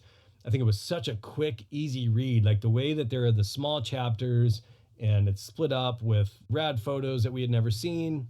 And then I think for hardcore fans like myself, just being anxious to get to what is coming next, but you've never really fully heard Mark's perspective on, at least flat out, like from his words. This, honestly, what a special treat from Mark. And, shout out Dan Ozzie for being there for the ride as well. So I hope you enjoyed this episode, the longest episode in the history of the podcast. You might have had to split this up across multiple listens. I appreciate you hanging out. One thing, just quickly before we wrap up here, if you were to ask me, is there anything that you had wished was in here maybe that didn't make the book? Because, I was curious what all was going to make it. I think from a general reader, he hits on basically everything. I mean, my God, he goes through his entire life here. It's almost 400 pages. Like, it's plenty long. There's not anything that really needed to be added here. I think if we were to get, say, a bonus chapter or something that me just being the biggest Blink hardcore nerd ever, I was hoping to maybe hear just a little bit more about like the early days of Plus 44. I didn't know if we would get the first version of that band is a little bit more electronic. We had Carol in the band. Wasn't quite sure if we would get that. Maybe Skiba joining initially, as I mentioned earlier. I would have loved if he would have shared maybe a little bit of information about their first writing sessions or whatever. Like, this is so deep. It does not need to be in the book. Just off the top of my head of thinking about stuff that would have been sick to get some insight on. The 9 album cycle, that was super quick. I mean, I don't know what else could be added there, but he kind of just hit on the fact that was kind of a conscious effort to more or less go in a pop direction. And then I was a tad bit surprised that we didn't get any Simple Creatures talk, because one of the things that is interesting about that time period is, Blink had been on tour for a couple years. They get off tour, and then Mark has spoken publicly about, going into a bout of depression during that. And out of that, Simple Creatures is born. So maybe we'll get that in a bonus chapter. Maybe the chapters in between were just so dark that maybe we didn't need an extra dark chapter in there, but I was kind of surprised to not see Simple Creatures in there in some capacity. So that's it. If I had to be super picky, squirt gun to the head, what would I pick Mark's brain on? If I was asking him to write a book, maybe it would be some of that. But all in all, what an exciting time to have a brand new Blink book out. Next, we need Tom to write a book. We need Matt Skiba to write a book. And we need Scott Rayner to write a book. Come on, just do it. Tom's had like 10 or 15 books, none of which are just about himself. Hopefully, we get that one day, because I think this stuff's important, man. Like, especially as everybody gets older, tell your side of the story, like document your side of it, because people will be reading this book 100 years from now. Somebody who wants to hear Mark's actual perspective of Blink in his life, instead of reading it through articles, instead of listening, through sound bites of random interviews or whatever. I think this stuff's important from a historical perspective. So I hope those dudes eventually write a book. It took 10 years. We had Travis's 10 years ago. We had Mark's. Hopefully it doesn't take another 10 years to get another Blink members, but we shall see. That's it. I've been talking so much, I'm going to lose my voice.